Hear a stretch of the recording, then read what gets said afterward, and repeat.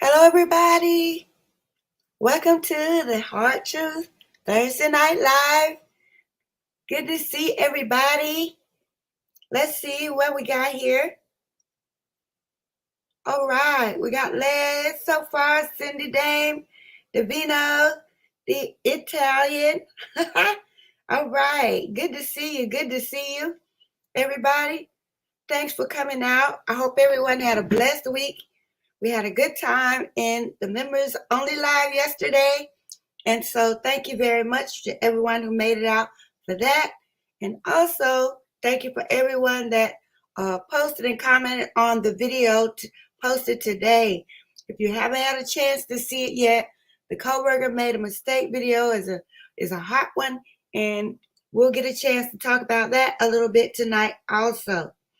All right. We got AF in the house. Much love to you. Our donor of the month, AF. Good to see you. And we have Les and Davino, our regular guest commentators. Good to see everyone. All right. Okay, we have a lot to cover tonight. And let's see. I want to start out with, we have another story dump. Remember we talked about how the trial was delayed. And so since the trial is delayed, a lot of people who wanted to testify at the trial and possibly get a check are dumping their stories. I predicted that we would see more of that, and we are. Okay, we have a dump from Mr. G's daughter. Most of you probably have already seen this, but I'll just play just a little bit of it, a very little bit. This is Samantha. I think her name was Gonsalves, and she changed it to Nelson. And she has a little bit to say about not being able to really talk to the family. I'm not going to play 8 minutes of it, maybe just a minute, and then you let me know what you think. Almost been a year since the anniversary of my sister's death. I wanted to go talk about my dad's Gonzalez and elaborate on my perspective on things and how it's affected my life. Um, I didn't know how to go about that. I don't know how to go about that. So I decided that I would write from a journal entry that I wrote today. And I feel really vulnerable doing this. So anyway, this is what I wrote today. Hi, Steve. Okay, can you I'm hear? really feeling exactly why I've been so bothered by Steve. I understand now that when he would write me for all those years, I did not have a fixed idea or example of what his Can voice y'all would hear it? sound like or how his movements would look while speaking. Um, Seeing him on the screen so often expressing his love for his daughter and its deep sadness that he feels because she is gone is all expressions that I wanted him to have for me. I feel like I owe my sister an apology for why I'm so upset with him because it doesn't have anything to do with her, just like her death doesn't have anything to do with me, but we are still intertwined nonetheless. Her unaliving shows me exactly the capability that Steve has to be a father. I didn't get that, and she did. Please bear with me because I don't really want people to get the wrong idea here. I'm just trying to express myself. Okay. Her death shook an entire nation. And when I was told not to speak about it, it really hurt. And when I found out I wasn't allowed to speak to my dad about it, and the media and TikTok especially had all sorts of accusations and borderline obsessions about the case, and I was blasted for simply asking people to remember that the victims have families and that the subject is sensitive. This resulted in my other sister, Olivia, going online accusing me of gaining clout off of Kaylee's death. Obviously, this wasn't my intention at all.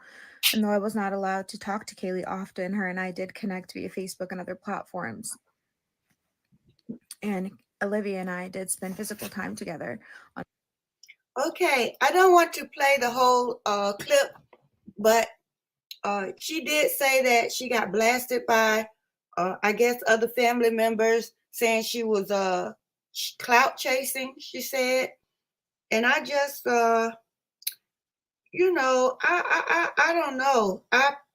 First of all, I mean, we're gonna get these story dumps. We're gonna keep getting them because people are still, they realize the trial is not going to happen anytime soon, and so what they were holding for the trial, they're dumping them.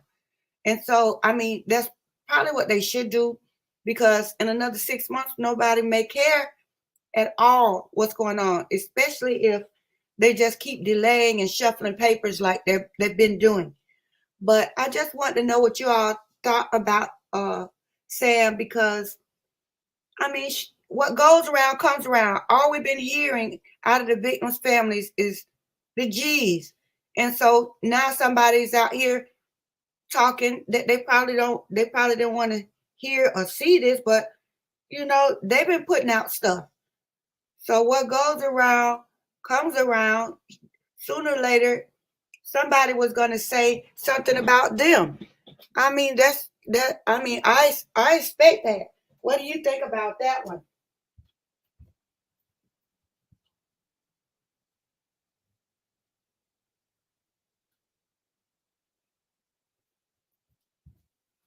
I think it's a bad look for the G's because they're presenting themselves as this tight knit, supportive family, and every family has issues, you know. If it's not this type of thing, it's something else.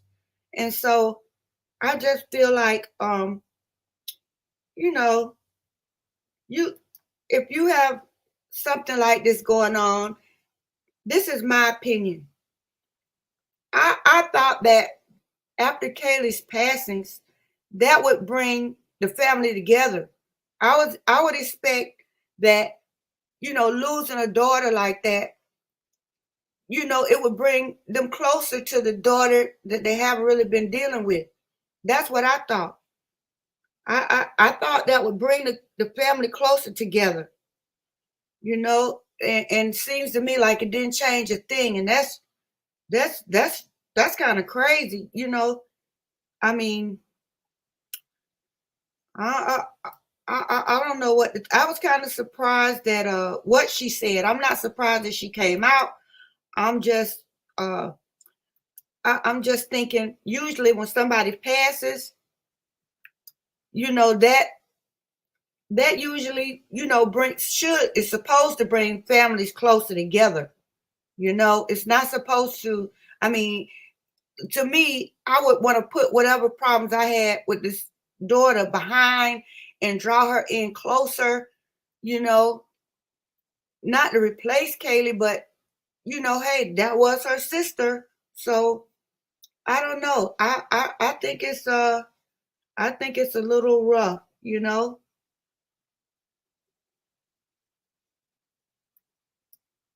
I think it I mean, I think she cared for Kaylee even if they didn't have a close relationship, simply because that was her sister. I don't know. I think so too, Cindy. Shout out to Cindy Abbott. I thought it was a bad look because when people pass like that, it's a time for the family to come together, you know, and and put put things to bed that have been you know, I mean, that's a child. You no matter what problem she had, that's a child. Okay, let me change my banner here. I want to give a shout out quickly to our viewers in other countries, people watching on replay a little later on. Hello to you all. Much love. We welcome you. We know that a lot of people do watch on replay. I get a lot of people saying, aren't you done watching on replay? So much love to you. Much love to our international viewers. And of course, much love to everybody, our American viewers. You know, that's the bulk of our audience. Okay. And so let's move on to the case. I just wanted to give Sam a space here to anybody want to hear the entire clip can go to TikTok. The let's see, the title of it just Samantha underscore Nelson 91. I'll put her handle here. If anybody would like to you know, listen to the whole thing that she wrote in her journal, here's the handle for TikTok. And so we can move on, but I just wanted to give her a space because if that was her sister, she has every right to speak about it. And so regardless of what she has to say, she deserves a platform also. All right. Shout out to Draco. Welcome. Welcome to the Heart Truth Saturday Night Live. Thursday Night Live. And I'm glad to see everybody. Show y'all some love. Hello, hello, hello. All right, and let's see, it's 8:56. I will be putting out the link for people to join tonight. I just want to give a little content first, and hopefully you guys, whatever you had opinion about in the videos, I put out 3 videos this week, and so I know you have something to say about the content. This is your chance to say, Heart Truth, you don't know what you're talking about. Girl, you need to stop. You got a chance to say that. Okay, I want you to say that. You're free to speak on Heart Truth channel. You don't have to get on here and agree with everything I say. That's not what we're looking for. We're looking for different perspectives. You know, you don't even have to be, a grad student or PhD. Whatever your gut feeling is about the case, we want to hear it. All right. I'm talking to everybody in the chat, in the comment section. We welcome your comments. I think I can have up to 10 people on the stage at one time. So if you have a voice and you want to have something to say, there's plenty of room for you. Okay. Now, I want to give another perspective. Another family member spoke recently on Nancy Grace. And let's see. Of course, Nancy agrees that it's horrifying that they're tearing up the house, but she also had Cara Kanoto spoke briefly, and I would like to play a little bit of it. All right, let's see. Victim Xana Kernodle's mother. There are things like in the investigation that I would like to see go differently. I would have liked to see more coming from the kids that attended school there, the people that were at the frat party, the fraternity members. What were they all doing? What was happening at the party before they came home? I really just want. And anybody who was at the grub truck with Kaylee and Maddie, or at the bar with Kaylee and Maddie, I would like to see answers coming from those people. It kind of bewilders me that we haven't heard anything from any of them, because they were the last people to see these kids alive. I've got such an incredible panel joining us right now, but I want to go first to Jean Fisher, former Chief Deputy Prosecutor in Boise, Idaho. Idaho is this jurisdiction where listen to what Nancy says about what Miss Kernodle said. The 4 murders went down. She specialized in murder, and you can find her today at buildinghopetoday.org. Jean, you're hearing Xana Kernodle's mother, who has lived through complete hell. Jean, I thought I knew it all about grief and suffering when my fiance was murdered shortly before our wedding. But now that I have the twins, John David and Lucy, I didn't know anything, because the worst possible thing that could happen is to lose your child. I'm sure about that.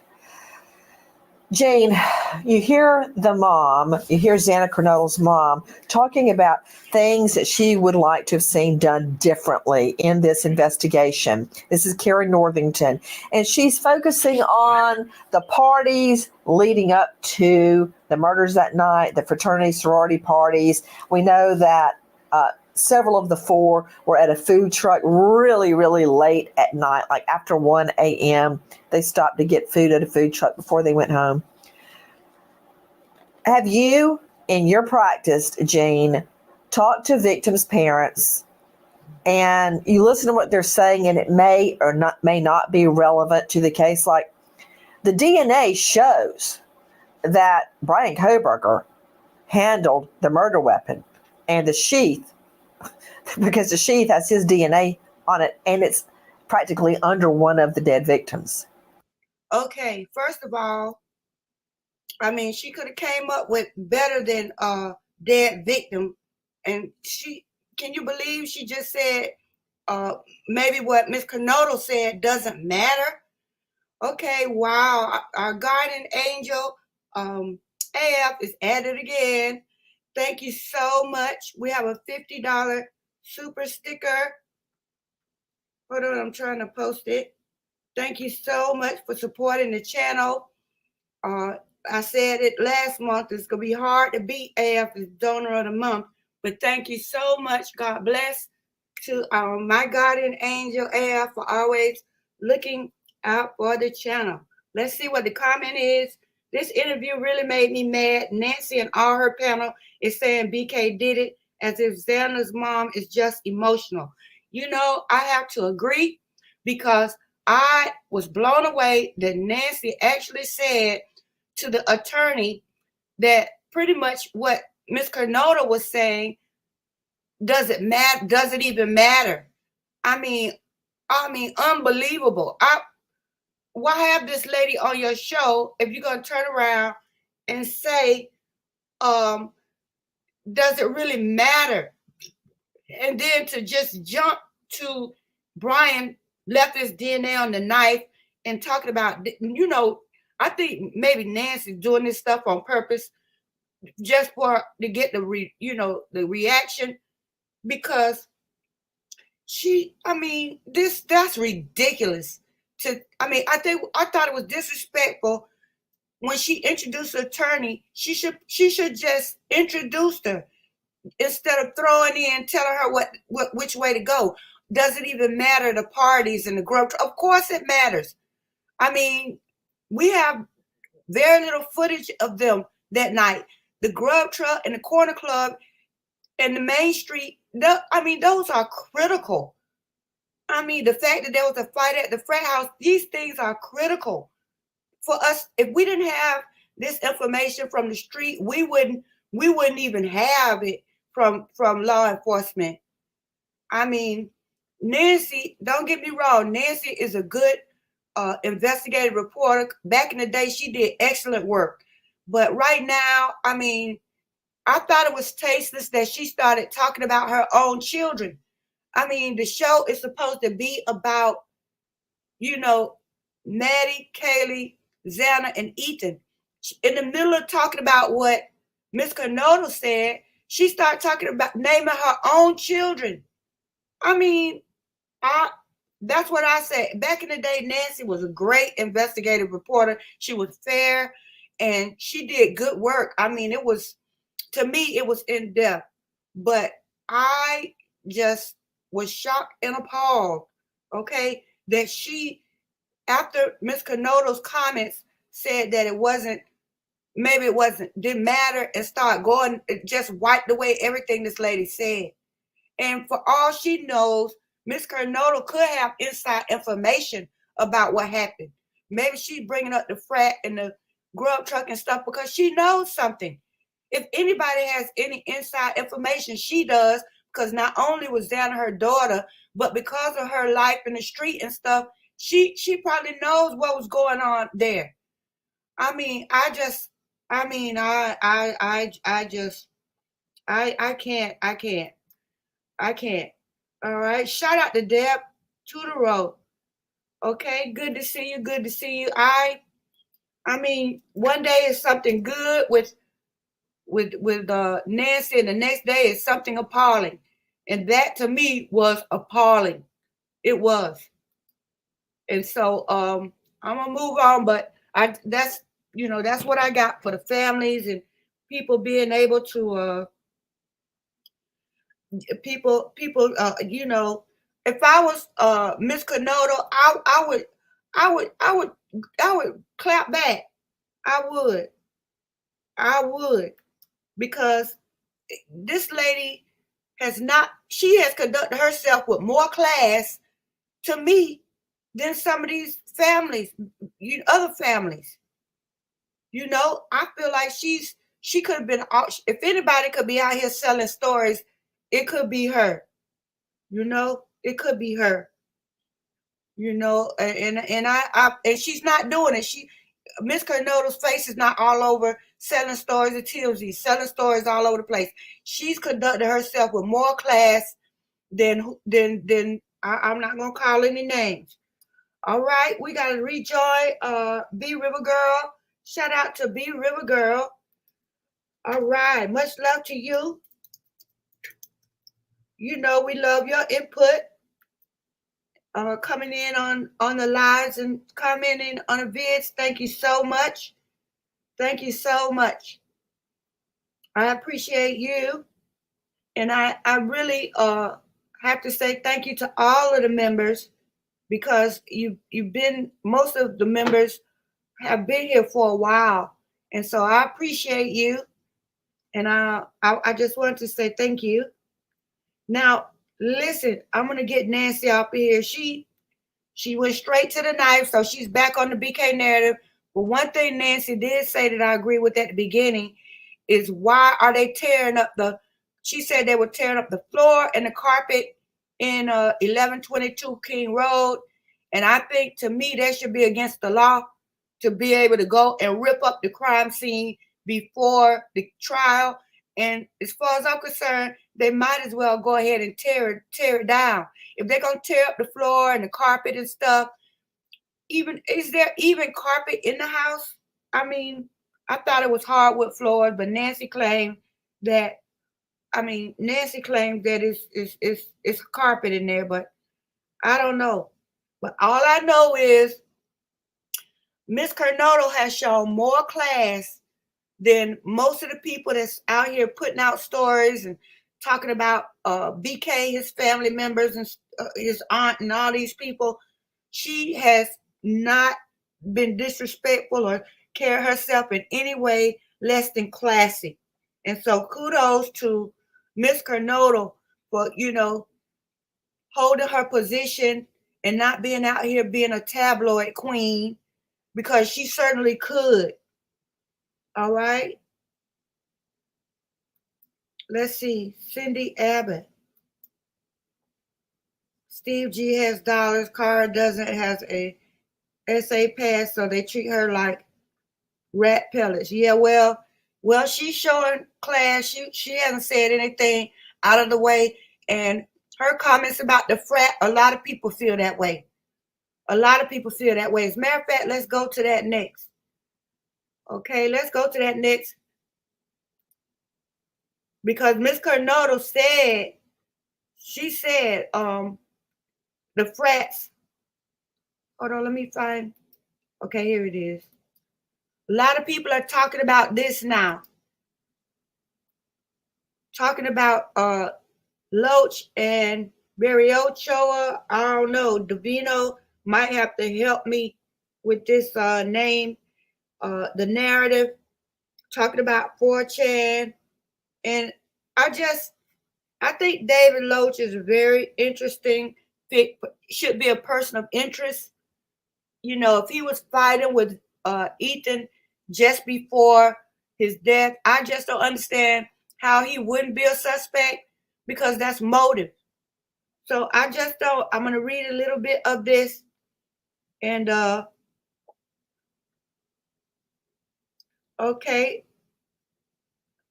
let's see. Let me scroll up a little bit. It's a lot of profanity and low down words in these screenshots, but I'm just give a little bit of this article. It says, these rumors now seem to be everywhere. Barry Ochoa is the one pictured above. David Loach is his boy, and perhaps internet gossip his lover. I mean, wow. They had beef with Ethan, and a lot of this comes from undocumented 4chan discussions like these. I read through these, and it's very vulgar. And I mean, to me, it's so disrespectful. I'd rather not enlarge it. It's referring to Kaylee in a derogatory way. And personally, I don't entertain stuff like this because of the language. I just feel like it's very disrespectful. And I'm going to forego actually reading what they said. It's a bit much. I know we're all adults here, but it's a bit much. Okay, the confusing part of the Loach and I'm just calling Barry rumors is that Ethan and Xana were on the second floor. We know that part is confirmed fact. So why not enter on the second floor, unalive them, and then exit again? The only helpful swerve on this is that it said Maddie is a target also, and that Kaylee is bad luck. I don't know why they keep referring to Kaylee as bad luck. Maybe because they're saying because she showed up that weekend and everything jumped off. But other than that, I don't get that part. Maybe y'all can help me with that. I don't understand how Kaylee can be labeled as bad luck. That doesn't make any sense to me. Okay, hold on a second. I'm trying to read here. Uh, let's see. Les said the car was paid to go on a panel recently. I can't remember where. It's a channel I don't watch. Yeah, well, I'll find it, but I'm not too sure about that. Loach sounds like he has the strongest motive. He hated Ethan. That's what the vibe is for 4chan, is that Loach could not stand Ethan. A lot of people are saying that Hunter was, part of the LGBTQ community. And so that's 3 people. I don't know. It's unclear to me if Loach was at the house a lot. Maybe you guys can help me with that part. But said something about restricting their Twitter, that could be something. Should also be noted 4chan is chasing the idea that Dylan is transgender. Okay, all of this post is very sexual. It's centering on sexuality. I'm not sure what that has to do with it, since we have 4 female victims and 1 male. And we know for a fact that, well, not for a fact, but this is very sexual. They're very focused on the sexuality of everybody. But I agree that Loach has the biggest motive because, from what I understand, he's the one that was in a physical fight with Ethan, or at least it got to the point where they were going to fight. I don't know. It was an actual physical fight, or were they just arguing? I don't know about that, but he does have motive. He certainly has motive, and even if he wasn't the one that actually was involved in it, he could have been involved in the planning or whatever, or he may know something about it. So as far as the frats, I would vote as him by himself, not the whole frat. People keep saying the frat. We talked about that in the members only live. Here's the link to this if anybody wants to read those screenshots, because I don't. Okay, it's very vulgar, so I'm gonna pass on that. But I'm thinking that he was, sometimes when a person, they say it's a thin line between love and hate. So if Loach had that much of a loathing for Ethan, it could have been that he had a crush on him if he was interested in guys, right? And so maybe he didn't like the fact that he was with Xana. A lot of times when a person has, that much of a negative vibe towards you, and always picking on you, that's the person that likes you, So maybe he liked Ethan, and Ethan wasn't interested in him in that way. It could be. And then a lot of people say that Hunter was that way, and Hunter was supposed to be Ethan's best friend. So, I mean, I don't know. Could be some kind of love triangle. I hate to say it, but maybe that hate was something else, right? Maybe it was something else. Let's see. Did Ethan know something about that kid who died walking home? I'm not sure about that either. Maybe what do you guys know? I don't know. Perhaps. But if anybody in the frat had motive, it would be Loach, right? And I think that this hate could have been something more. And from my experience, when somebody's always, when we're in high school, the guys that picked on me the most were the ones that tried to ask me to prom, tried to ask me out to the movies, or ask me for my phone number in secret. They ended up doing that. So a lot of times when somebody shows, it seems like they really don't like the person, it's the opposite. And to me, that gives him even more motive, to be involved in harming Ethan. That's just a theory now. I'm not accusing anybody. I'm not. Okay. Now, Let's see. Do they mean it was bad luck that Kaylee was there? Yes, I think that's what they're saying, is that Kaylee showed up from out of town and all of a sudden this happened. Well, it could be that Kaylee brought the heat. She did come from out of town, but to call her bad luck, I think it's bad luck to call her bad luck. I think speaking against the dead like that is bad luck, and that you shouldn't be doing it because she's deceased. So why would you even label her like that? I think that's disgusting. Honestly, I do. So I don't know the relationship between Ethan and the frat. Here's my question. Aren't these frats supposed to be so tight and, like somebody said, a family and blah, blah, blah? So why are they over there fighting with each other? I thought and then they kicked Jack Showalter out of the fraternity, and then they kicked some of the girls at 1122. Didn't they kick some of them out? I mean, for some groups that's supposed to be so tight-knit and committed and down forever, cutting their fingers and mixing blood like gang members or whatever, it sure is a lot of dissension and a lot of chaos in these frats and fraternities. I thought they was all supposed to be so down with each other. It's a lot of fighting and people getting kicked out, and I just don't see the camaraderie, if that's the word. They're supposed to be breeding in these places. Why are they fighting and arguing if they all are part of the same club? All right, shout out to Eagle Eye Ariel. Good to see you. Good to see you. All right, welcome to the Thursday Night Live. I tell you the truth. I think they're all in the same fraternity. And the only one I've been hearing about is Sigma Chi. Sigma Chi, Sigma Chi. And the reason probably is because look how close it is. Look how close it is. All right. Deb, maybe Ethan knew something about what really happened. Well, we have to wonder, Ethan is the only guy in the Idaho 4 group.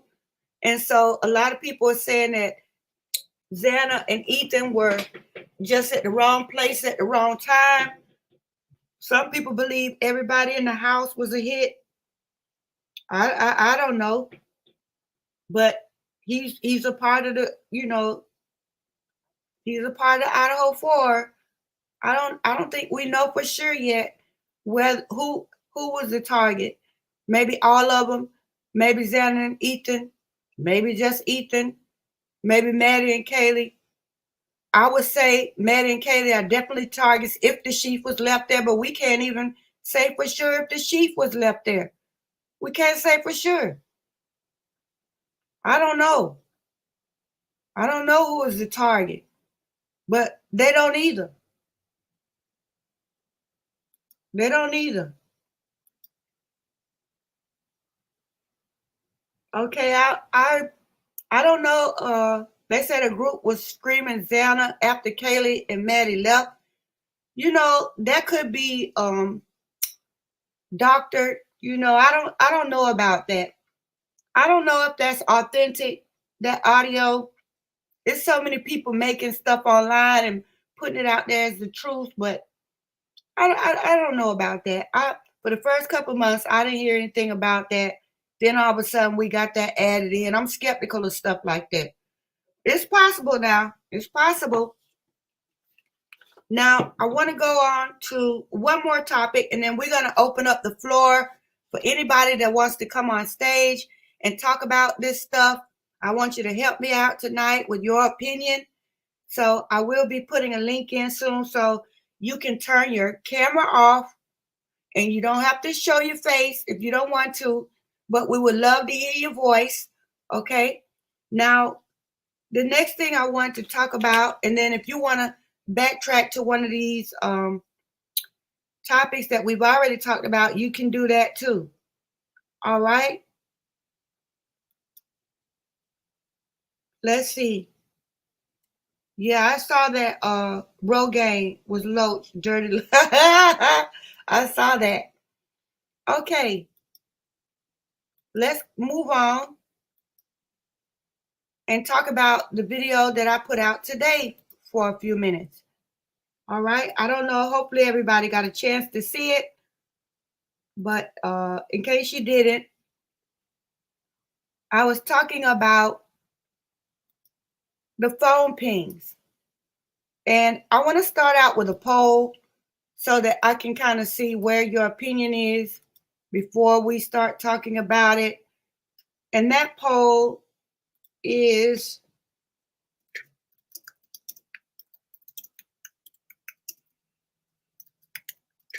here.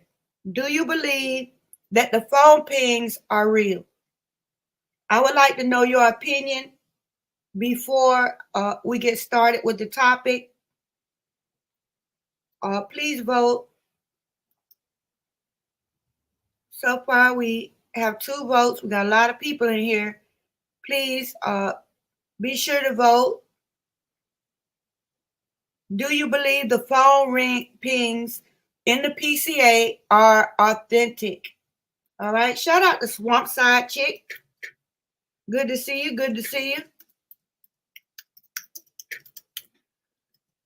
Do you believe the phone pings are real? All right. So far, we're at 50-50. All right. Shout out to Jetta from Texas. Hi, Jetta. I see you. Good to see you. Welcome to the Thursday Night Live. I see you. Now, I'm just saying, I'm trying to see what you guys think first. A lot of people are saying no. Okay, we have to, let's take it from both sides. Assuming that the phone pings are real, just assuming, because we don't, I mean, to me, in a way, some of the evidence is validating a couple of them, but not all of them. But we'll talk about that a little later, I think. But here's the thing. A lot of people are saying that Bryan Kohberger is nothing unusual about taking a long drive. But it is something unusual about taking a 2-hour drive without your phone. Okay, this is 2023. People don't go anywhere without their phone. And at almost 3 o'clock in the morning, why would you be out and about riding far enough away that, you left the city? All right. I don't think you were driving around Pullman for 2 hours. Okay. Without your phone. That's just, to me, that's a little suspect, because according to the PCA, he turned off his phone. This is my opinion. This is my understanding. He turned off his phone as he was approaching the coffee house. I'm not saying he went into the coffee house to Brent Kopaka's apartment. What I'm saying is the way that the PCA is worded, they have his car on camera leaving about 2:47, and then when he got close to the coffee house, that's when they lost it. His phone stopped searching for a tower. Okay, and I read to see if a phone pings off the tower if you're not using it. Okay, let me put the evidence up there because I want to be factual.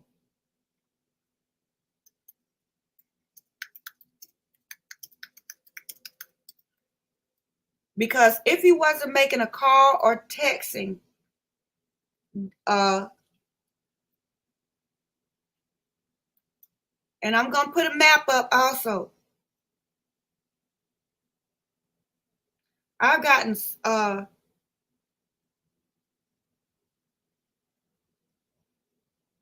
this is weird. I don't think I'm going to use this one, but I'm going to put it up here.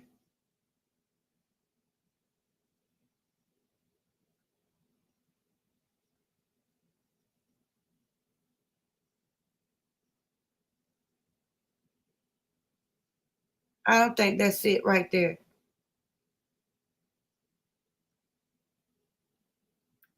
But what I had, yeah, this is it. Okay, let me go to this one a little. Let me change it, the screen.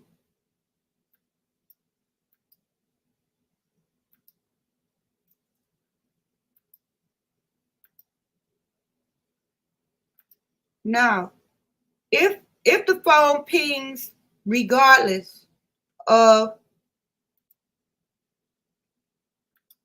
hold on, I tried to put, okay, we're gonna get to that comment block, but it says cell towers, cell phones, and pings ability to track your every movement. And this is from a criminal defense attorney. Let me see if I can enlarge it.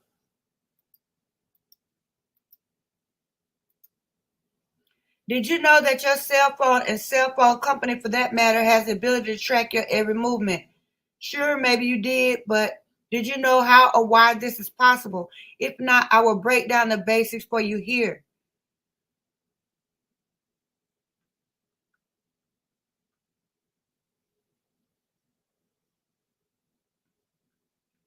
All right? We don't need that. All right. Can a further tower be chosen over a closer tower? Now, this is answering a question me and Les were talking about earlier. I think I gave some half-truth advice back, because if the tower that you're the closest to is busy, then your phone can choose another tower that's further away. It says this can be due to an occlusion or something blocking the signal, such as a mountain or a really tall building. It can also be due to the fact that all the channels on the close tower are busy, resulting in the phone choosing a different tower. All right. So really, if you think about it, we really don't know where Bryan Kohberger was at the time that it pinged at 2:47.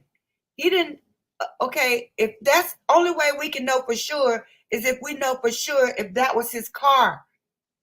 Because the phone ping, they're saying if he was in Pullman. But what if the phone was pinging at another tower?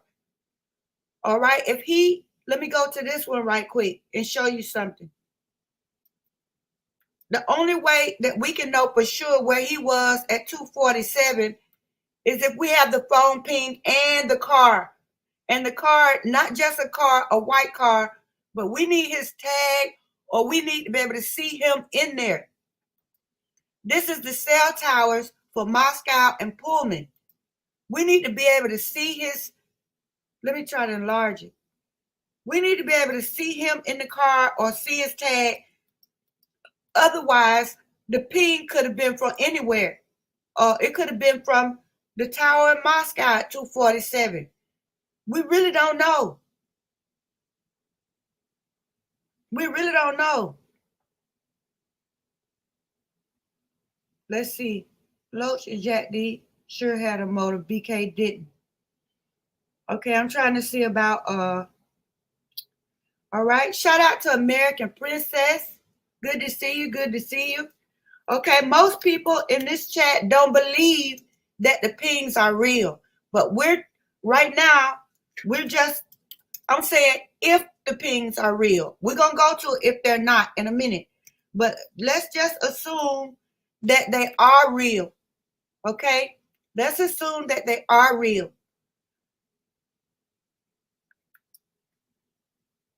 This map here shows one thing that's been going around that's not true, is that if Bryan Kohberger was in his apartment, he would and uses his phone, it would ping off the same tower as 1122 King Road. And that's just not the case, because on this diagram, the tower on the left is called Northeast Merman Drive Cell Tower. Northeast Merman Drive. The cell tower on the right is Paradise Creek Cell Tower. That's the one in Moscow. That's the one that the Idaho 4 would ping off of. So these are two totally different towers. And I would assume that Brian Kohlberger's phone would ping off of Merriman Drive first. And if that tower is busy, it might go to Moscow, but it could also go to another tower in Washington. So we really don't know which tower. It doesn't, I have to go back because they don't tell us which towers. It doesn't name the towers when it's talking about the 247. Okay, I had a clip of the PCA, but I don't want to dig it out right now. It's not true that his phone would ping there. It's just not true. So let's see.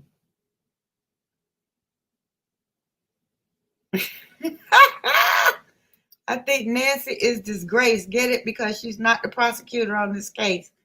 Well, you got a point there, Davino. You know, I was wondering why some renowned attorney won't just step up and take the case. Okay, it said in the arrest paperwork in Pennsylvania that Brian Kohlberger did not request a public defender. And then later down in the paper said an application was placed for him. He never asked for a public defender, but I guess they give you one automatically if you don't have a lawyer. Okay, all right, but back to the phone pings. I want to go back to my diagram, all right, to where this is the route that Brian traveled from Steptoe Village. Here's the problem. Here's the problem I have, okay?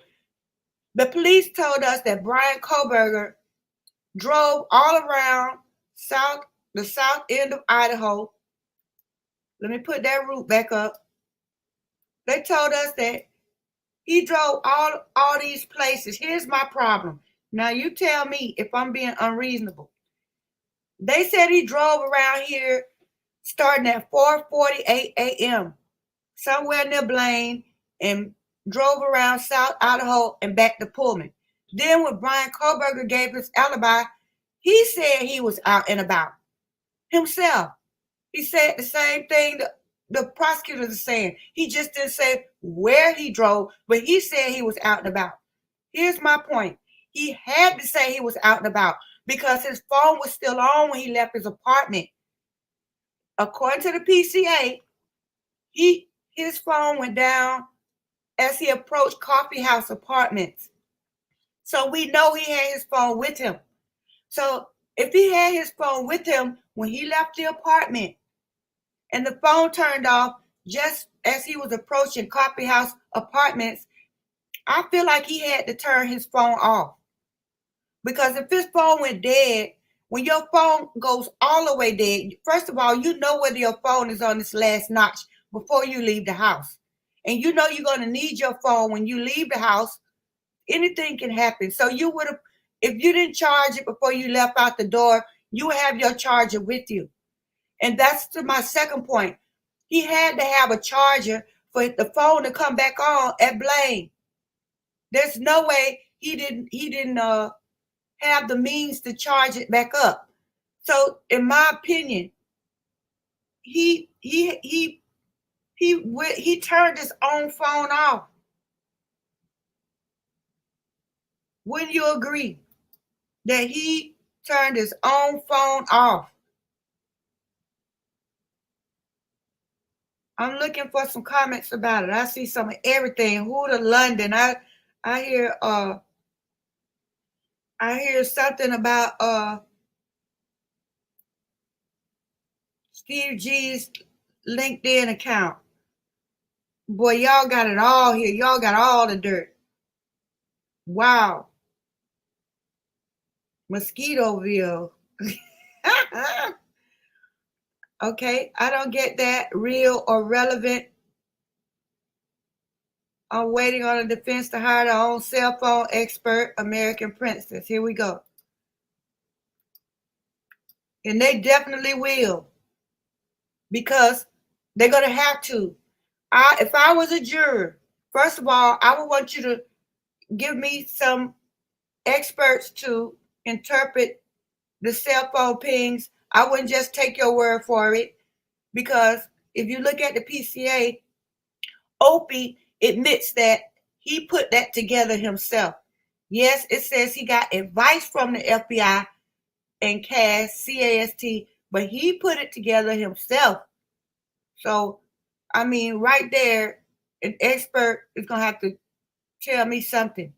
But I feel like if he turned his own phone off, that's a problem for me. If his phone was dead, we know that he didn't leave it at home. We can't use that anymore. But we know if he turned his own phone off, that's a problem for me. All right, I'm going to put the link down here in the chat so that you all will have a chance to come on stage and give your opinion about these topics. You don't have to just talk about what I'm bringing up. Let me get my questions together. You can talk about whichever part of the case you want to. All right, I want to see some of y'all up here now, because you know Davino the Italian is going to come and give us the Italian perspective on this case, the crime boss perspective. Okay, now I'm putting a link out here. If you would like to come on stage and talk about the case or something that I brought up, you're welcome to talk about it. Doesn't have to be something that I've discussed. And all you have to do is click on the link, make yourself a nickname, and click Enter Studio. And also you can share your screen with me. I'm not sure if you knew that. And I can just enlarge you on the stage. All right. So let's see where the poll is right now. Okay, the majority of you don't believe that the phone pings are authentic. All right, so let's assume that all of the phone pings are fake. All right, let's say all of the phone pings are fake. Where does that leave us as far as evidence against Bryan Kohberger? It would mean, first of all, that we don't have a clue where this man was. Okay, we don't have a clue. But at the same time, look, it's one thing for law enforcement to tell us that his phone was turned off and that he was driving all over Idaho. But it's another thing for him to tell us himself that he was out and about. And for his phone to have left the apartment with him. If he had left it at the house, that's one thing, but I just can't see it. All right, we have our first guest coming to the stage. Please welcome Davino the Italian. Okay, our regular guest. Turn my volume down. Okay, wait a minute. Let me turn it down. I hear my own. Okay, here we go. All right. You with us, Davino? Hello? Hello. Okay, I hear you. Buonasera, tanti amore per la mia gente. How you doing? Hey, what's going on, man? Actually, you said that name pretty well. It's Barry Ochoa, but that was good. You're pretty close. That's right. What you got? Attimo lavoro. There you go. Nice job. Yeah. Now listen. Do you believe that the phone pings are authentic or what? We can start there. I mean, some are. I don't believe all of them are. I mean, out of 100%, I'll maybe say about maybe 30% are real, but I think the other 70% are not. Right. Okay. Which ones do you think are real?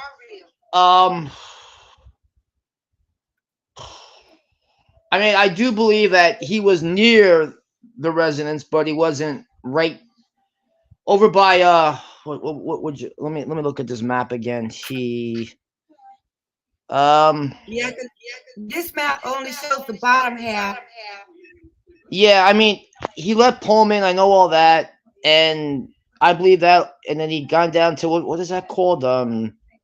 Is that Uniontown? Yeah, Right. Union. So I believe all that is real because I know he supposedly left his place for like 224 or something like that, or 234, his apartment.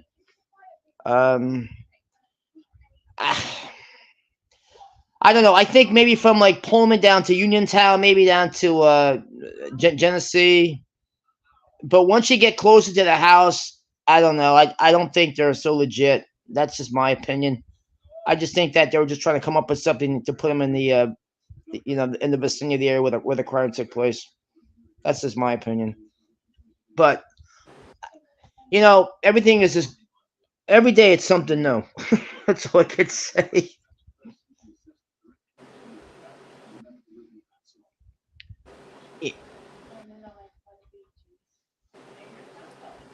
Hello, is anybody still there? I am. Can you hear me? Who's that? Leslie. Hey, what's up, girl? How you doing? Good. I had to hop on here because you guys are echoing so bad. Yeah, I know. I heard couldn't get something. her Yeah, attention. that's crazy. Yeah. Yeah, so it's a really bad echo. Okay, well, But I kid, got up take yesterday. the mic. Yeah. No, I got up yesterday and during the members only, and I did my job. I actually have a sore throat, Oh, okay. No worries. Well, feel better. but I'll be in chat. You guys keep on and keep giving us your opinions and Oh, yeah. Okay, sure.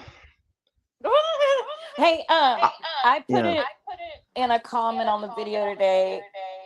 The fact that Ann Taylor wanted Enon Harsh to testify just Yeah. makes me wonder if Brian wasn't doing a drug deal that night, you know, I and don't that's know. why his phone was turned off, and because Enon lived right there, so Yeah, he lived in those apartments, right? Like right over on the right I next forget door. what street that was. Yeah. Wasn't there like a red car on that street where he lived or something? Oh, I can't remember. I just know he was Yeah, lying. there's so much stuff. Oh my god, and my head is just ugh. After a while, I just like I forget so much. Wow. I know it's been a year. Wow. Did you, But you, Miss Joy? Did you hear us talk? We Okay, lost I her. think that's what it was. but you said it's something What? interesting, Leslie. You said that a lot of these this case has sometimes given you nightmares. Oh, I was going to tell you. I didn't know you saw that, but the I pay last. attention to everything. Yeah, maybe I don't say Okay, anything, well, but I watch. it's definitely not your fault. But the last couple of times you've described what you think happened and how gory it was, it's not like Yeah. I haven't heard stuff like that before. But Yeah. I had horrible nightmares that night, and I was like, I'm going to have to walk away from this case, or I'm going to have to get tougher. Because Well, you I know keep what? having nightmares about people coming to stab me now. Yeah, it's understandable. I just think whatever took place in that house that night, now I'm kind of going in a different direction now. Maybe it could have been a lot something to do with the frat. I don't know, but those guys, they're like a brotherhood, and Yeah. for life, and they stick by each other no matter if they're wrong or right. So who knows? But whatever took place in that house that night was absolutely horrific. That's It all I'm had to gonna be say. horrific. Yeah. Yeah. And like I said, I've heard the details before. Yeah. Sometimes if I watch or listen to too much of it in one time period, I'm very sensitive, and I'll just Sure. comes out in my nightmares. But it's not your fault. I just hate to think what they went through. Leslie. Yeah. Yes, I don't ma'am. know why, but we got an echo here, and we It's usually really don't. bad. That's why I came up on panels, because I was trying to get your attention and tell you there's a terrible echo. I'm trying to see what it could be because Do I I turned echo my at all? volume down. Yeah, Okay. you're echoing too. I can hear myself. All right, I'm gonna turn my volume down. Is that better? Okay. Yeah. Okay, that's probably what. Maybe because my volume was too high. That's a possibility. I'm Okay, not what sure. about me now? I kind of You hear sound mine. okay. No, Okay. Miss Leslie, Joy sing. is Leslie, echoing. sing a song. Sing something. I'll tell you if you're echoing. A, B, C, Like what? TFG. There Okay, you go. there you go. But Davino, you're not echoing. I know because I turned my volume down. Miss Joy, you're echoing real bad, and so am I. So I mean, you sound okay from my point, but I don't know. and you sound okay from mine, but I can hear myself echo. Say something. Yeah. Did you guys hear that? Yeah. There you go. Okay, cool. All right. Were they echoing at all? No. Okay, say hi. Hello. Okay. Say salve. Okay. It's all good. I'm doing something wrong. I don't know. Okay. I think it's doable. I think Shh. I think we can Stacito. deal with it Stacito. now. It's Smatita still there, Migazzi. but I mean, it's fine. Okay. Il tempo e la fare. All right. Now, Okay. this is the problem that I have here. Like I said, they told it. This man Okay. is saying that the same thing the prosecutor was saying. He was out and about. But did you? Give me that. Oh my gosh! Did you get that? Did you? You're waking up my dog. Did That was my dog's did, toy. I'm sorry. He was squeaking the toy by the phone.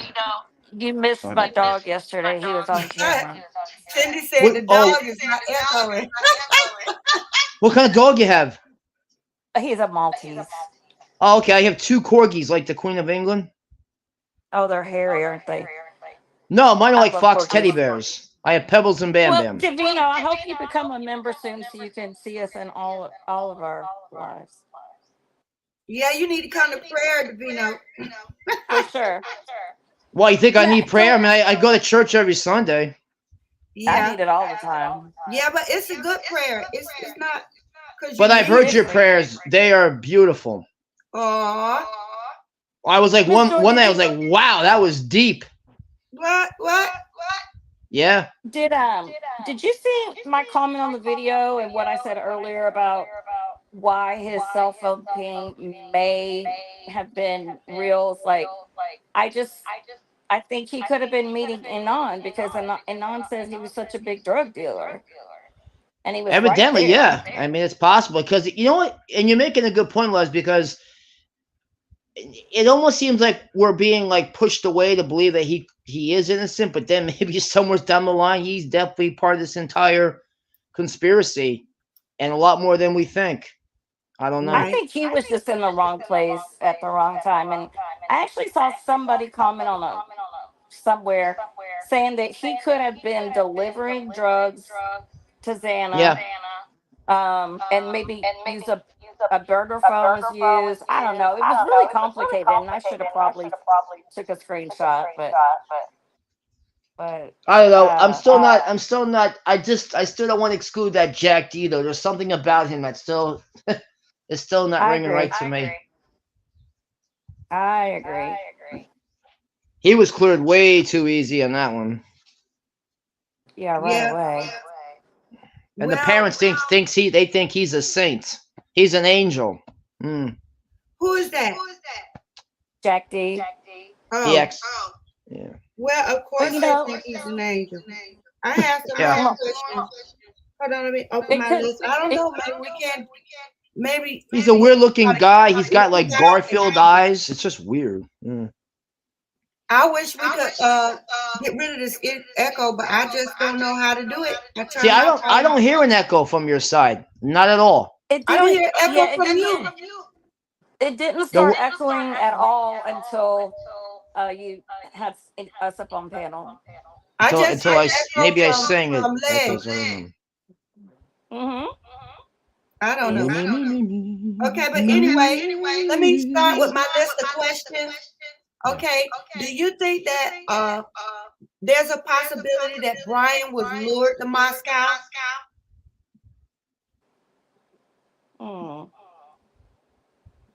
Nah. He Because a would've lot of said people are that. saying that he was set up. Well, that is a possibility, but if that is the case, and maybe if he knows he was set up, that's probably why he can't say anything while he's inside. Right. Because- That's what I was Yeah. thinking. Maybe he can't unless he's, you know, he snitches. Maybe he can't Yeah. say anything. And Well, if he then, was if I were lured, him, who would be the one to lure him? I don't know, but if I were him, I wouldn't have settled for a non-speedy trial if that was the case. Yeah. I'm gonna try to shut some of Because these. he kn- I don't know who would have set him up. That's a good question. you know me, I I'm mean, always like, what does chat say? The only people that I can think of is Brent Kopaka. Who was killed? Right. Because this is when Unless- we lost the signal of his phone, according to them. And somebody who was that was telling me today about Kopaka's best friend being in the ritual and getting some tattoo after some horror show or something. It was a little, Who got the little tattoo? weird. After a horror show? Yeah, they were saying that That's interesting. I didn't hear about he was that. into some kind of gore, and he was Wow. Kopaka's best friend. But Interesting. I mean, that's not surprising. Look at the altar he had in his house. Yeah, I Hey, you mean, guys, I'm gonna hop off because I'm afraid I'm making the echo worse, and I have a all right, sore Les. throat, Well, so I'm well, you gonna feel chat. better, okay? All right, nice to talk to you guys. Have a good one. I'll be in chat. As always, be Okay, good. thank you, Les. You're welcome. Bye bye. You know, I mean, that's a good question. I mean, if he possibly did a deal with that Enon guy, Right. that's a possibility. Maybe he could have set him up. Who knows? Yeah. I think somebody in the comments mentioned Enon and his motive. I Because think you know, I know. Yeah, wasn't Yeah. he like a cook or something over in was it? Didn't he work in Washington or Oregon or one of them or whatever bordered the? It was like 4 states or 5 states that border Idaho. What? One of those states he worked in, or wasn't he a cook or something? Or I can't remember. Okay. Well, one thing about it, Enon Harsh, he knew the victims, but Right. I think that the only connection that I could come up with for Brian Kohlberger even being involved in this case is drugs. I'm sorry, Yeah. that's just the only reason I can think of. And I'll tell you something, Davino. Somebody was saying to me today, Yeah. they were saying that when Brian was stopped in Moscow, not in Pullman, in Moscow, the reason why they don't want to show us the traffic stop like they did at WSU is because he had somebody riding with him. That's a possibility too. That could have been the person that set him up. You never know. Right, and then you see Carl, Miss Pinoto, she kept saying that she believed it was 2 people that committed the crime. Why would this lady say that? Oh, it's definitely more than 2. I'm gonna tell you, I can tell you that for a fact. Well, she was saying At least 3 that or she more. believed 2 people did it, and Nancy Grace was like blah blah blah. Exactly. But I mean, we know it had to be more than one person. Yeah. It was between 2 and 3. Yeah. Especially if the bodies were moved around. Yeah, because I still believe that all this took place either. I mean, I think Xana was killed in the kitchen. That's my opinion. I don't even like saying that. Okay, I think she was unalived in the kitchen, and I think that the girls upstairs, they came to their surmise in the actual what was it, their whatever the open room upstairs was when you walk up the steps. I don't think they were taken care of in the bedroom. I think they were taken care of right there in that big opening in that room. Right, and I'm glad you brought that up. Let me put the screenshot up of this model right quick so we can talk about it. Because then anybody could be picked up from there and be put on the beds to look like it was that's where it took place. But I don't believe it. All right, hold on. Let me share my screen. It's all good. I gotta interrupt you to let you know everybody left the chat except for me and Cindy because of the Why? echo. Really? It's terrible. Is it bad now? Yes. It's Hey, not mami. you. It's like anybody listening from chat like normal, you cannot understand what's being said up here. Even me? Wow. All of it. It's just I'm just bad. messing with you. That's The interesting. only No, I'm person just I hear wondering if echoing is myself. maybe you should go out and come back in. Okay, well, let me try that. Yeah, I mean, I can hear you fine.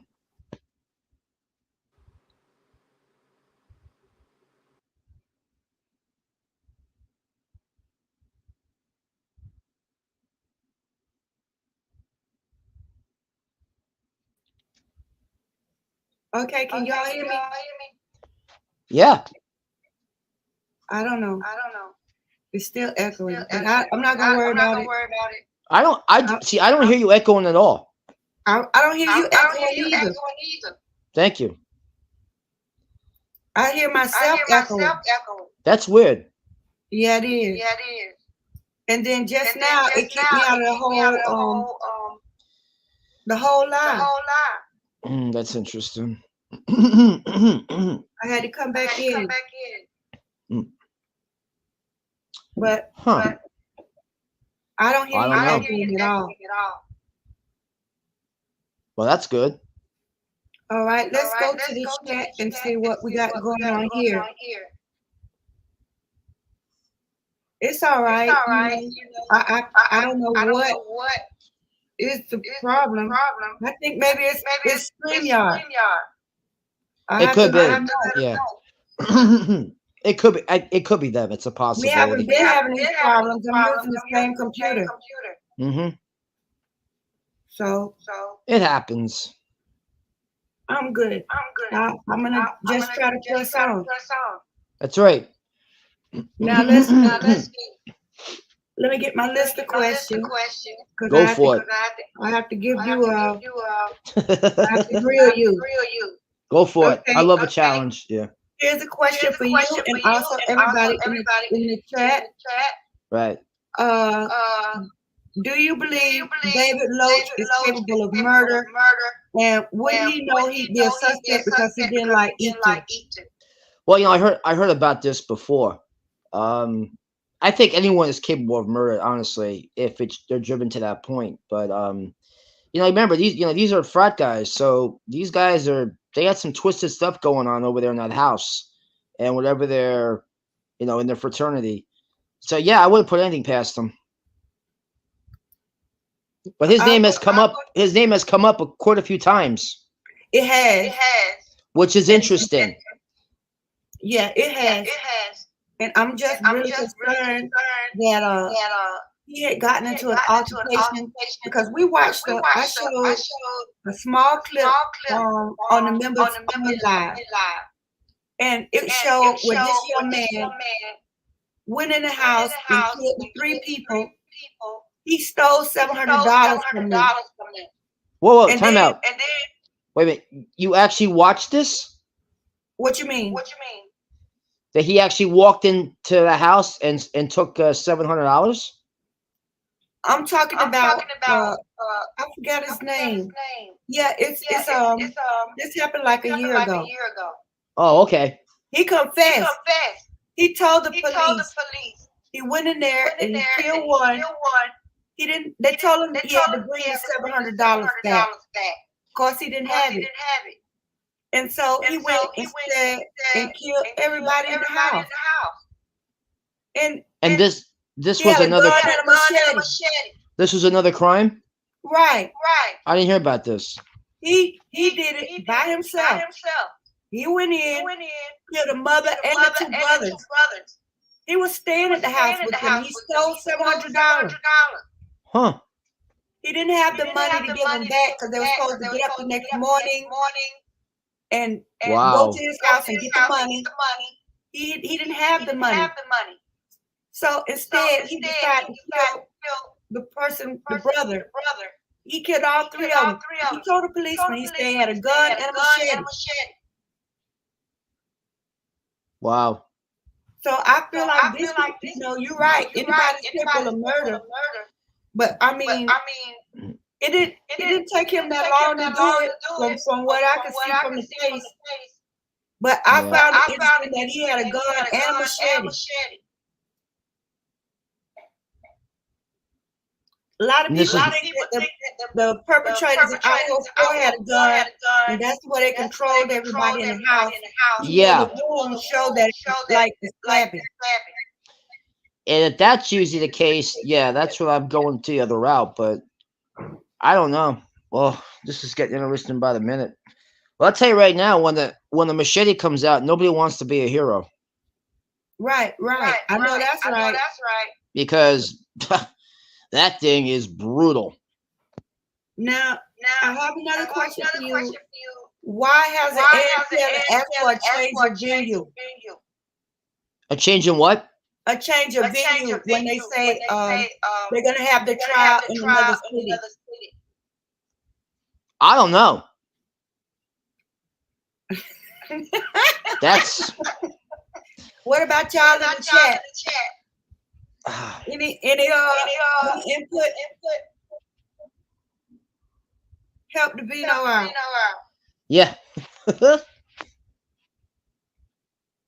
Okay, I believe this technical problem is the software because stuff is popping up here and it's asking me if I want to add a picture to the stage. Oh, that's yeah. So it's StreamYard. It's StreamYard. I mean, my opinion, I think she should definitely have this in another city because I just think this entire jury is completely biased, and I mean it's 100% fixed. Yeah. Because it's anti Koberger 100%. So he's gonna have no chance, honestly. That's just my opinion. But You think so? Somebody said, Les said she doesn't think there's going to be a trial. Wow. Do you think it's going to be a trial? I think we lost the Vino. I'm sure he's going to pop back in. What do you all think in the chat? Do you think there's going to be a trial? Do you think that this is that Ann Taylor is in a fantasy land or what? You're right, Blah. No echo. All right, that's Davino coming back in. back in. Okay, I think the echo is your house, Davino, because the My echo house? stopped when you came back in, started back. You need to turn That's something weird. out. There's nothing on. I'm saying, do you have more than one device? Yeah, but I don't have this on an. Yeah, but this isn't open on another phone. Oh, That's I weird. don't know. I don't know. That's really. Okay, babe. I think it stopped. That's weird. That's really weird.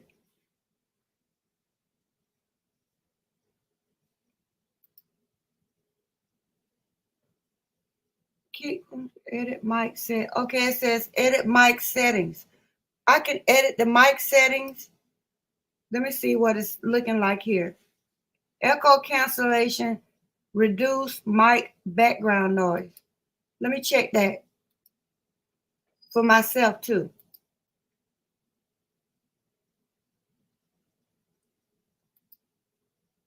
Okay, maybe that'll make it better. Now, I feel like this. If the way Ann Taylor has been handling this case, that's a dream for her. That's a dream for her for this to just disappear. That's a dream for her. For them to throw it all out and say, well, you didn't have enough to arrest him in the first place. That's not going to happen. That is not going to happen. I'm sorry, it's just not.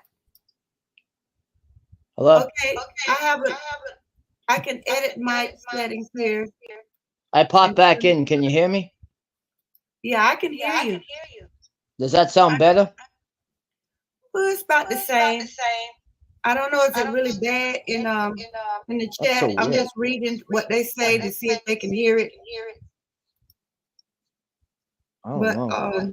that's really, really weird. It is. Are you in a It's like different it's, place from the house than you usually are? no, I'm not. Wow. Maybe Okay. maybe Nancy Grace is in here and she's interfering with the waves or something. Who knows? Anything was possible with that. Whatever you want to call it. Well, this is I am not a big fan of hers, so I'll tell you right now. now. I feel like this. Ann Taylor, it would be easy for her for them to just, say, well, the case is don't worry about the case. They're gonna throw it out. We're working real hard to throw out that indictment, but throwing out that indictment is not gonna get Brian Kohlberger his freedom, because even if they throw that out, guess what? They're just gonna have a preliminary hearing, or they're gonna have another grand jury. They said the first one didn't work. So what's the deal? You waive the speedy trial to argue for a grand jury indictment to be thrown out, and that's just not gonna happen. There's no way this case is not going to trial. I And don't. I keep getting mad when I say Yeah. that, but it is what it is. It's going to trial. Well, here's what has the jury ever been visited inside that house yet? No, they haven't. That's really bizarre. And then not only have they not been, they don't even have the jury picked yet. That's strange. That's why I said maybe they should have a change of venue. That, and there's a reason why they want to get rid of this house quick, because there's other stuff in there that, yeah, something's not right there. That's what I said. What I mean, it should be illegal for you to tear up the floor It in a is. crime scene before the trial.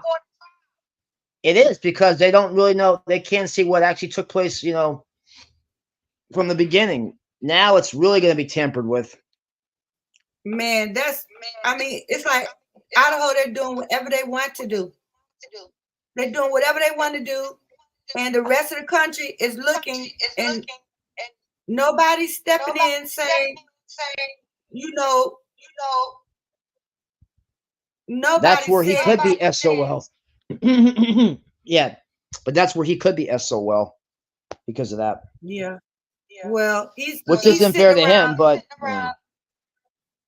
he's sitting around like he's got it in the bag for some reason. Well, unless he knows something that they don't know, but I don't know why they haven't come forward yet. That doesn't make any sense.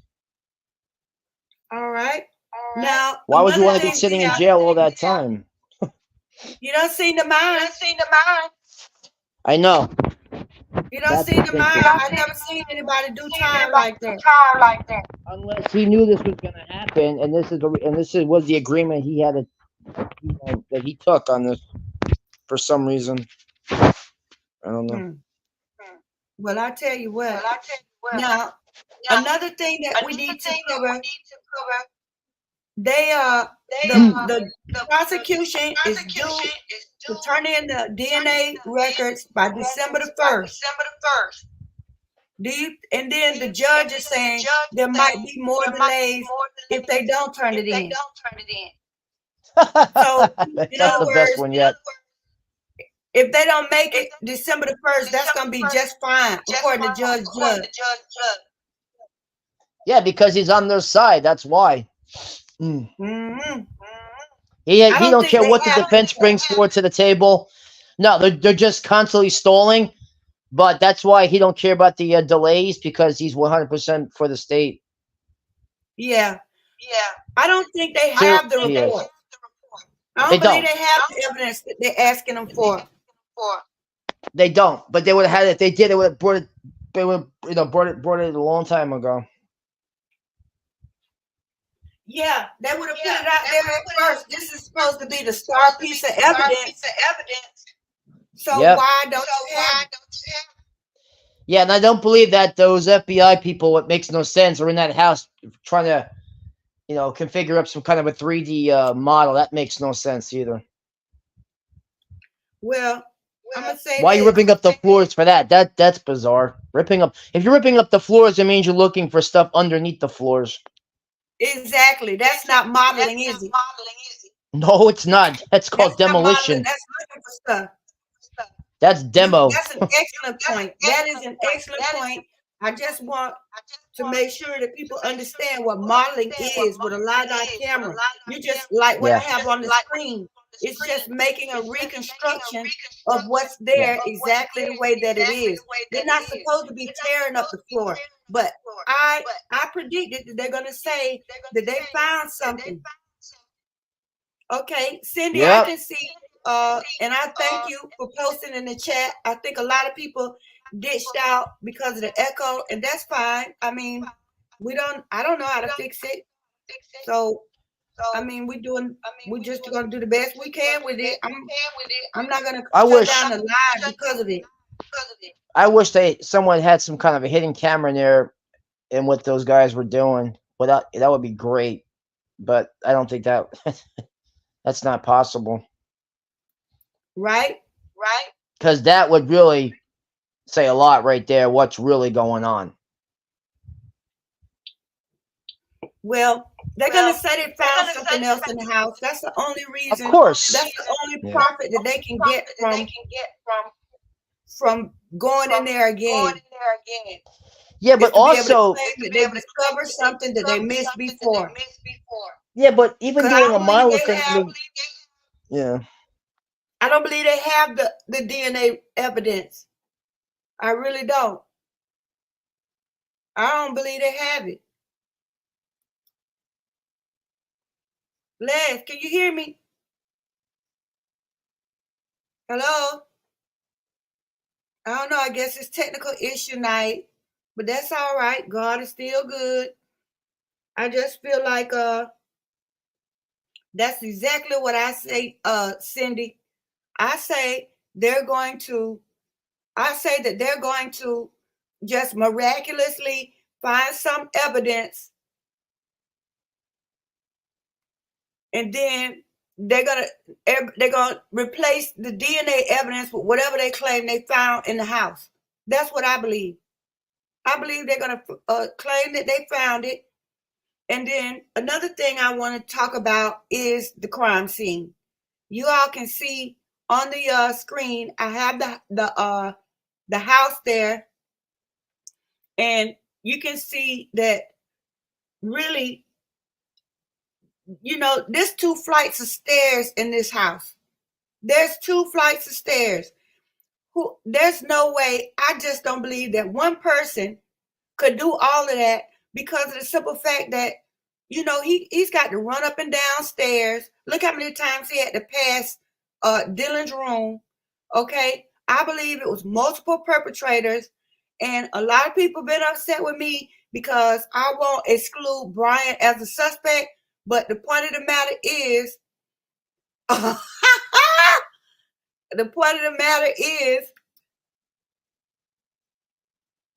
can you resend the link? I believe StreamYard is cursed. I believe something's going on here because every time you come on, it's an echo, Davino.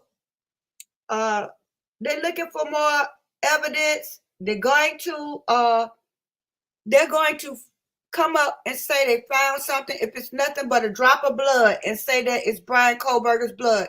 And the defense might as well get ready for it because they went through a lot of trouble. It costs money to have all those people crawling through the house with that equipment.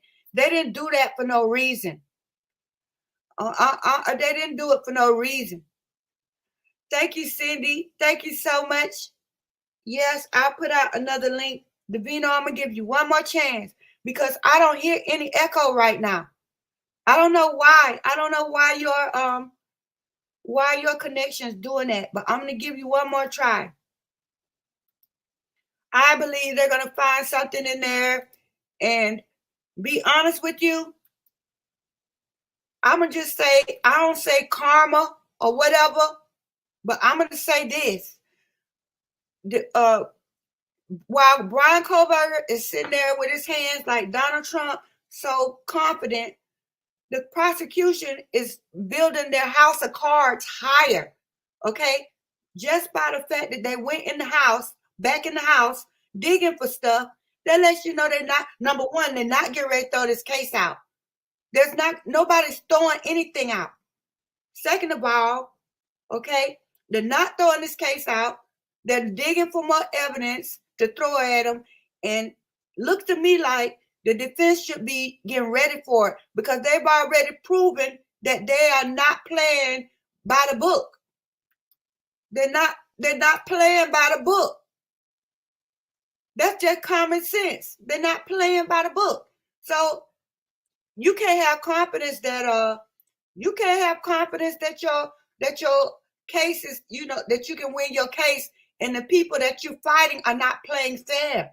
That's like wrestling with somebody and they throw dirt in your eye. You probably could have won if you could see, but if people are not playing fair, they had no business going back in their house. I'm just sorry. Okay, Davino, let's see what you got. Well, all I'm gonna say is, am I still echoing or is that better? No, you're not.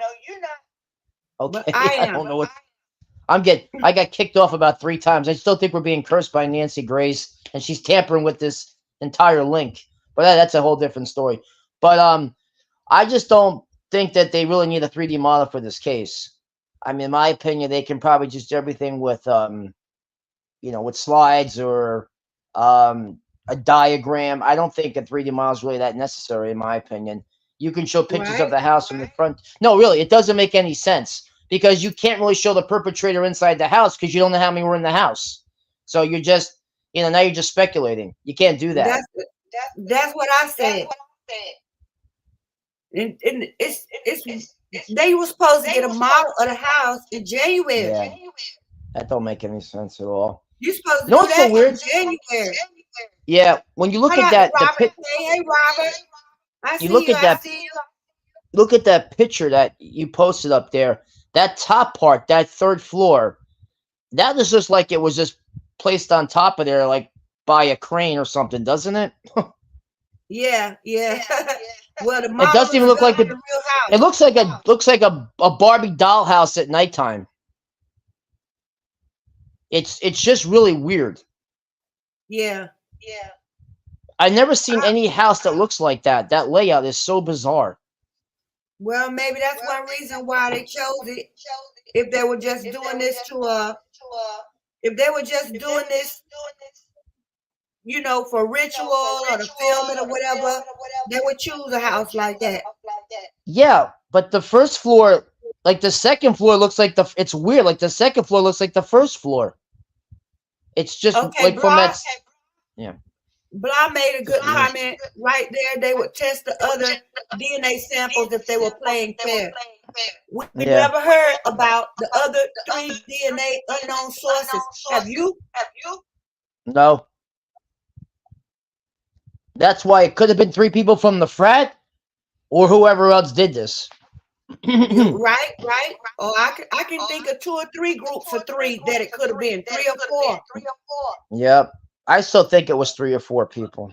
But Okay, here's another good comment. Cindy Abbott. Now I see why waiving the speedy trial concerned you. A lot of people gave me grief when I said, no, you don't waive a speedy trial when your client is saying they had nothing to do with this. He's not taking responsibility at all. He didn't know these people. And what am I doing here? When you have a client like that, you go to trial. You don't waive speedy trial and have that person sitting there for years while you shuffle paperwork. For me, that was selfish. wait a minute. I could see if he had a criminal history. He had done prison time before. This wasn't his first rodeo, and sitting there for a few years was in his best interest. But that's not the case. We have somebody whose career has pretty much just been blown out of the water. His family's over there wondering what's going on, second guessing their kid probably. And you mean to tell me you're gonna let this guy sit here for 4 or 5 years while you make sure that you don't look like a fool in front of the prosecution? Yeah. I don't get it. it. You don't waive the speedy trial because I don't think these people that were fussing at me get the fact how long Brian is going to sit in there. Even Nancy Grace said, when are they going to trial? When are they going to trial? They're not in a rush. They're not tearing up the floor. Do you think the trial is anywhere near in the future? In the FBI and the prosecution, it wasn't just the FBI in there. It was the prosecution too. It was for the prosecution. I mean, the FBI was just the cover up. So that we can't just say the prosecution doing this. Oh, it's the FBI. No, it was the prosecution. Yeah, I don't really believe that the FBI is involved in this. I think the FBI wants to cover their hide as far as all the stuff that's in that PCA. But if you think about it, this is how I know they don't have a report. This is why I know for a fact that they don't have a lot of the DNA reports that they are shuffling their feet on. It's because if you think about it, they told us that the FBI called them. This is what Opie said. That they called and gave a tip over the phone that Brian Kohlberger was the owner of the DNA. So where's the report? There is no report. If somebody called you over the phone and gave you a tip. Yeah. There's no paperwork. It was off the record. They said in the PCA and FBI, they said the FBI used the same software that you and I use to put the family tree together. In other words, it was unofficial. They didn't use FBI equipment. They didn't do it. Yeah. You know what's so interesting when you look at that the picture that you put up there? I mean that is the model right there if you think about it. That's what I'm saying. That's what I said in the video. Plenty of people have made a model. I've made models. I haven't made them on this level, but we've all made reconstructions of the house. Okay, Yeah. so what are you doing that for? You should have already done it. But here's a good point from Jenna from Texas. Maybe now they have more time. They will do more DNA, and it's dumb giving Tom all this time to add evidence that Brian doesn't even have an alibi. That's what I said. That's what I said. What are you giving? She gave the prosecution time to go set up in the house and dig up some more stuff. Mm-hmm. Hi, Demon Dog. Yeah, I know I have an echo. It's Davino. It's Davino causing us all of these echoes. It's him. Get him. No, it's Nancy Grace. I'm telling you. I'm gonna just Seriously. turn my volume down a little bit more. I mean, I have my volume down pretty low. I mean, it's as low as I can get it. Yeah, mine is low too. And I'm holding my phone away from me. I don't know if that's better, but my volume is down. I still hear it a little bit. I hope it's just not completely unbearable.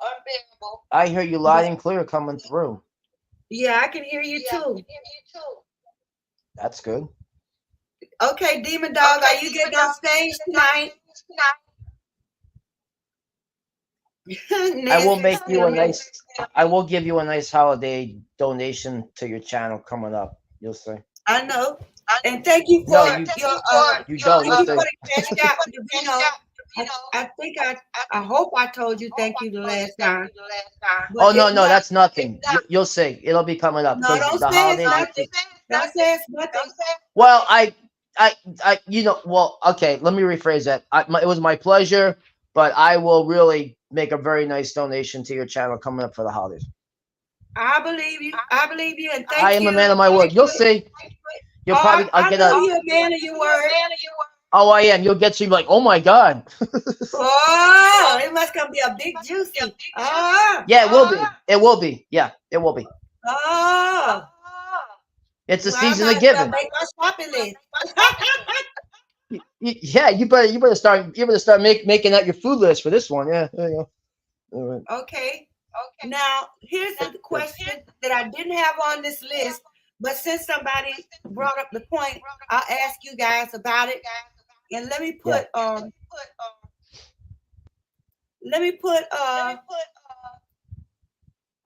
the link in here in And case his somebody else dumb trying to giving come on. Tom. All Okay, the here's the link. Okay. If Brian Kohlberger was riding with somebody or somebody was riding with him when he got stopped in Moscow, then the police, maybe that's who police got his name from. And maybe they know, you know, maybe they know who it is. I don't know. Maybe they know. Let me add. Oh, okay. I see Legs is coming on. Can you hear me, Legs? Let me edit mic setting.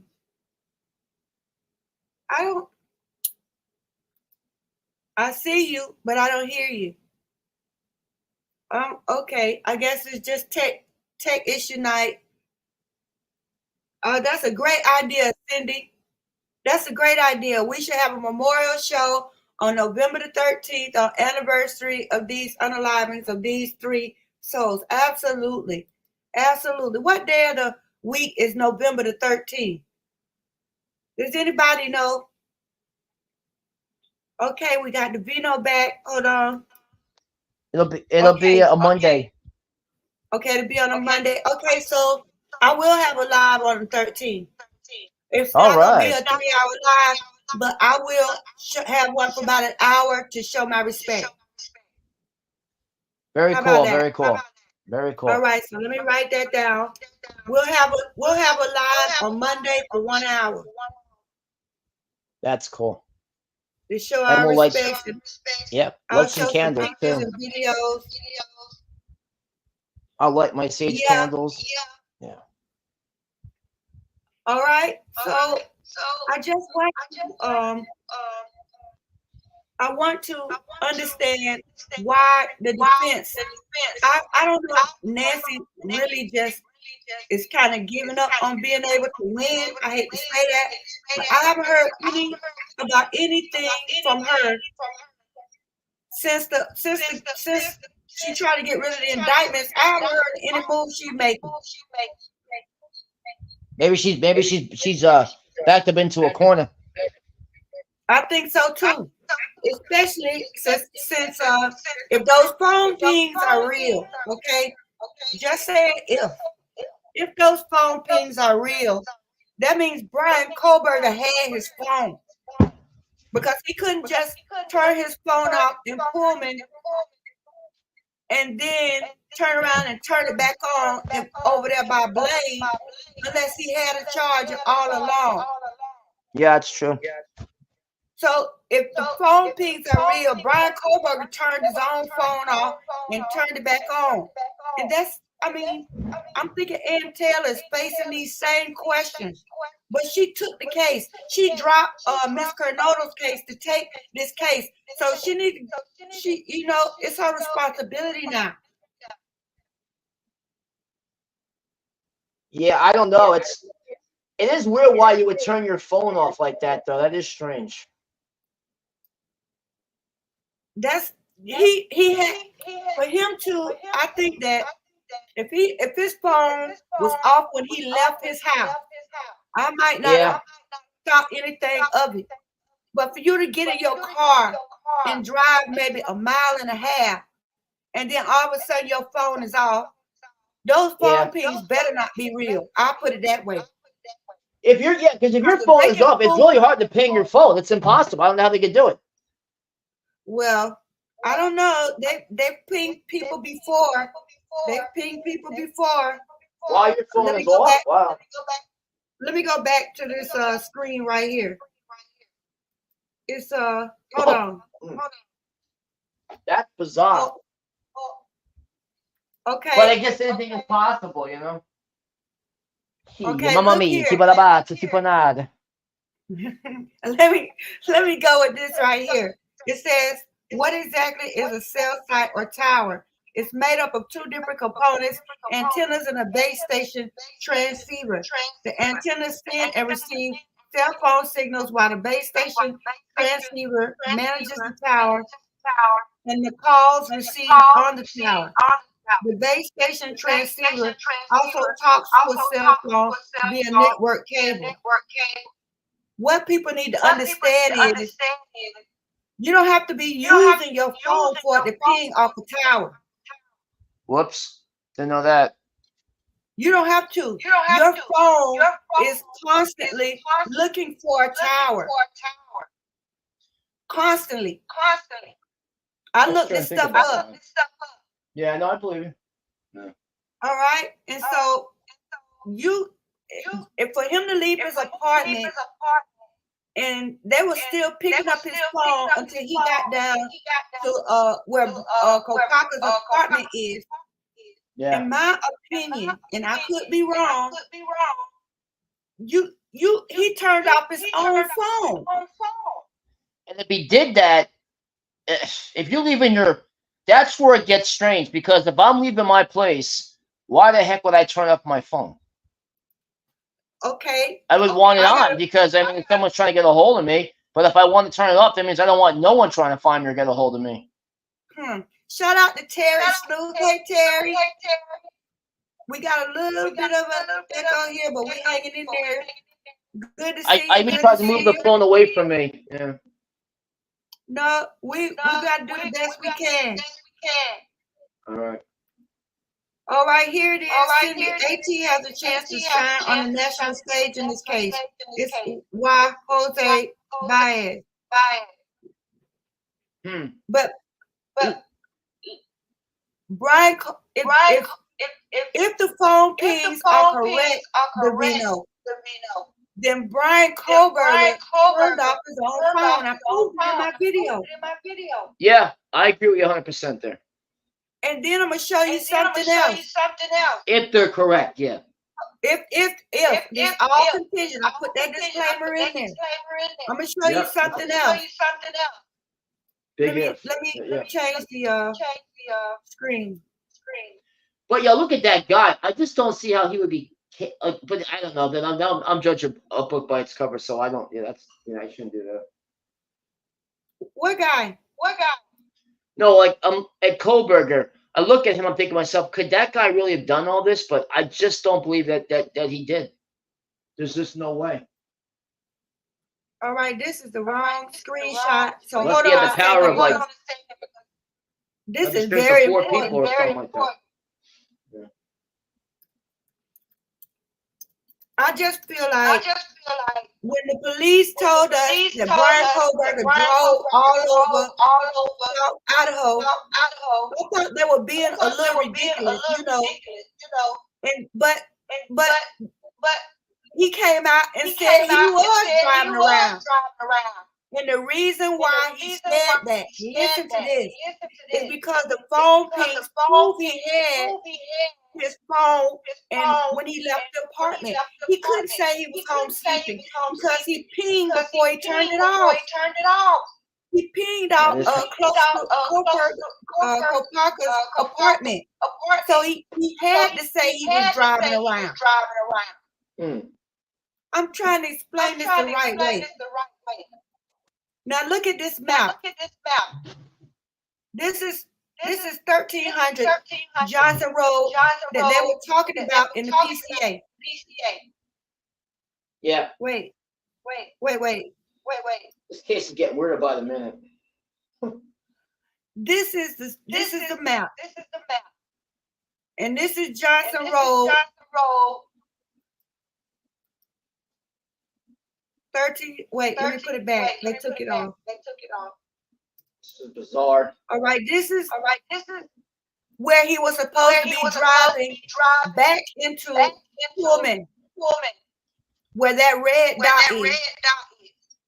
Okay, you can see where the map marked it right there. Now, if he was coming back into Pullman, where that little red pin is, We don't have to wonder where he was driving. He couldn't have been driving in North Washington. He could have been driving in West Washington. If you look at the interstate, let me see the name of that, Grand Avenue. He had to be coming from where he was coming from. And that's scary. That's Yeah. very scary. To think that he turned off his own phone and he was driving in Idaho. See, right there, you were asking about the pings before, and I said I think some are legit and some are not. But if he turned off his phone in those areas prior to him not turning off his phone in the other areas, that is scary or strange. This is what I'm saying. All right. Shout out to Juggy Jones. I see you, Juggy.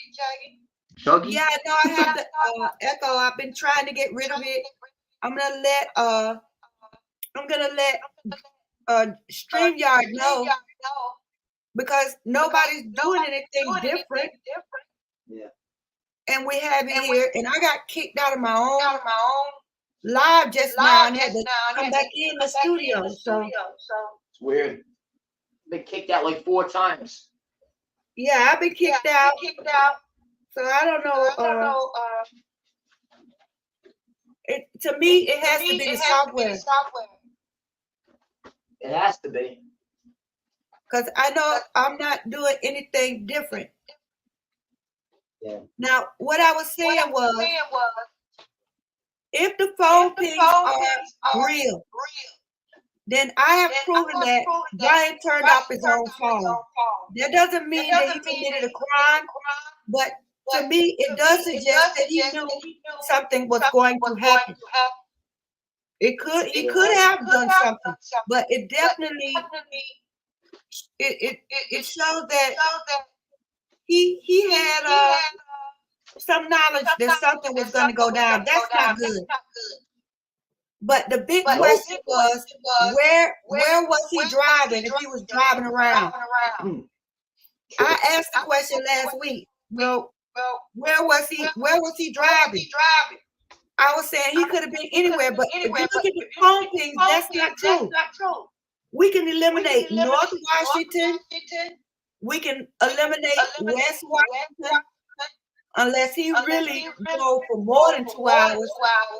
If he was coming back to Pullman via Johnson Road, there's nowhere under that red pin.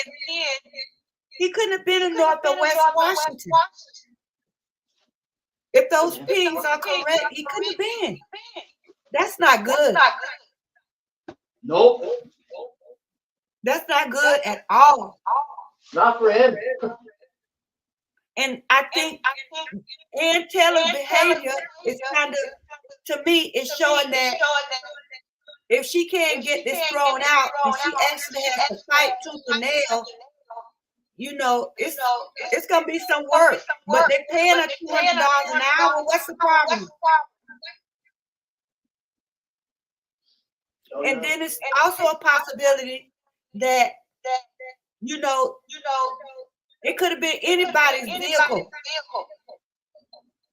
You could go to somebody else's house and get in their car and drive around. But they're saying that it was his car coming back at 5:35, coming up this road, and they say they had him on camera on Johnson. But where is it? But where is it? What you mean? Well, where's the video of him on camera? Right. Well, we all say That's just all hearsay. Produced Yeah. it. Yeah. That's all hearsay. So assuming they say they have him on camera coming up Johnson Road, 1300 Johnson Road, and they're saying they have him on camera once he got back to Pullman. Yeah, sure they do. That's not. What'd you say? Sure they do. Exactly. Okay, well, one thing I did say was, do they have his tag on camera? That's what I said before. Yep. Not just his car. Can we see him in the driver's seat, or do they have his tag? Because sometimes the police will tell you they have evidence to make you go ahead and confess Yep. because they don't have it. But if you did it, you'll believe that they had it. Yep. Now, that just makes me feel bad because if the man doesn't know any of the victims and you can't place him at the house, but he turned off his own phone, that made me feel like maybe he was the driver. Maybe he was the driver. Maybe he never was in the house, but maybe he was the driver. Possible.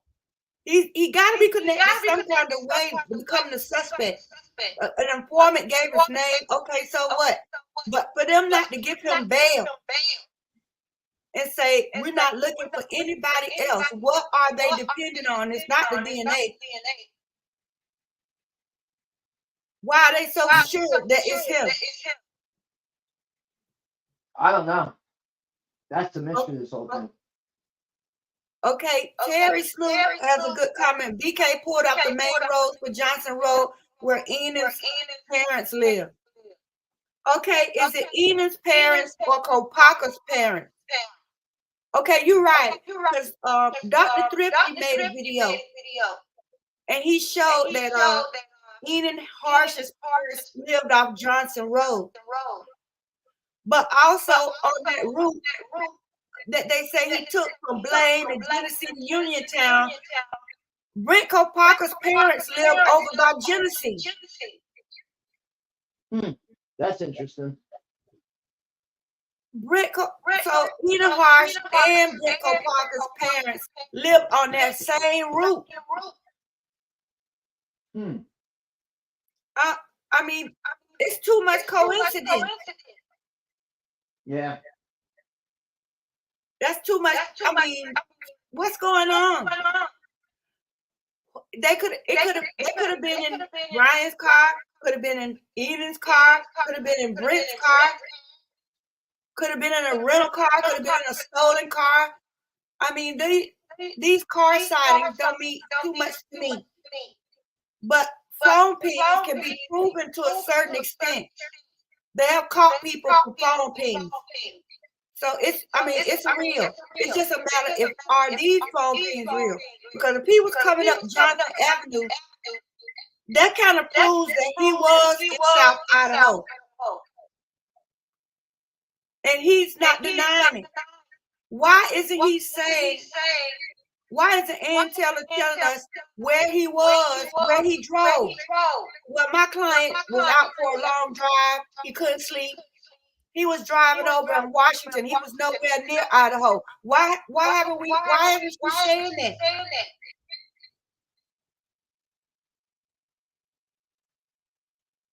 Because maybe she knows that he really was there and she's trying to, use a different approach to this case. All right, now let me ask you this. Because she's his attorney, even if he did it or he was involved in accessory, Ann Taylor still has to defend him, right? She can't throw him under the bus. Nope.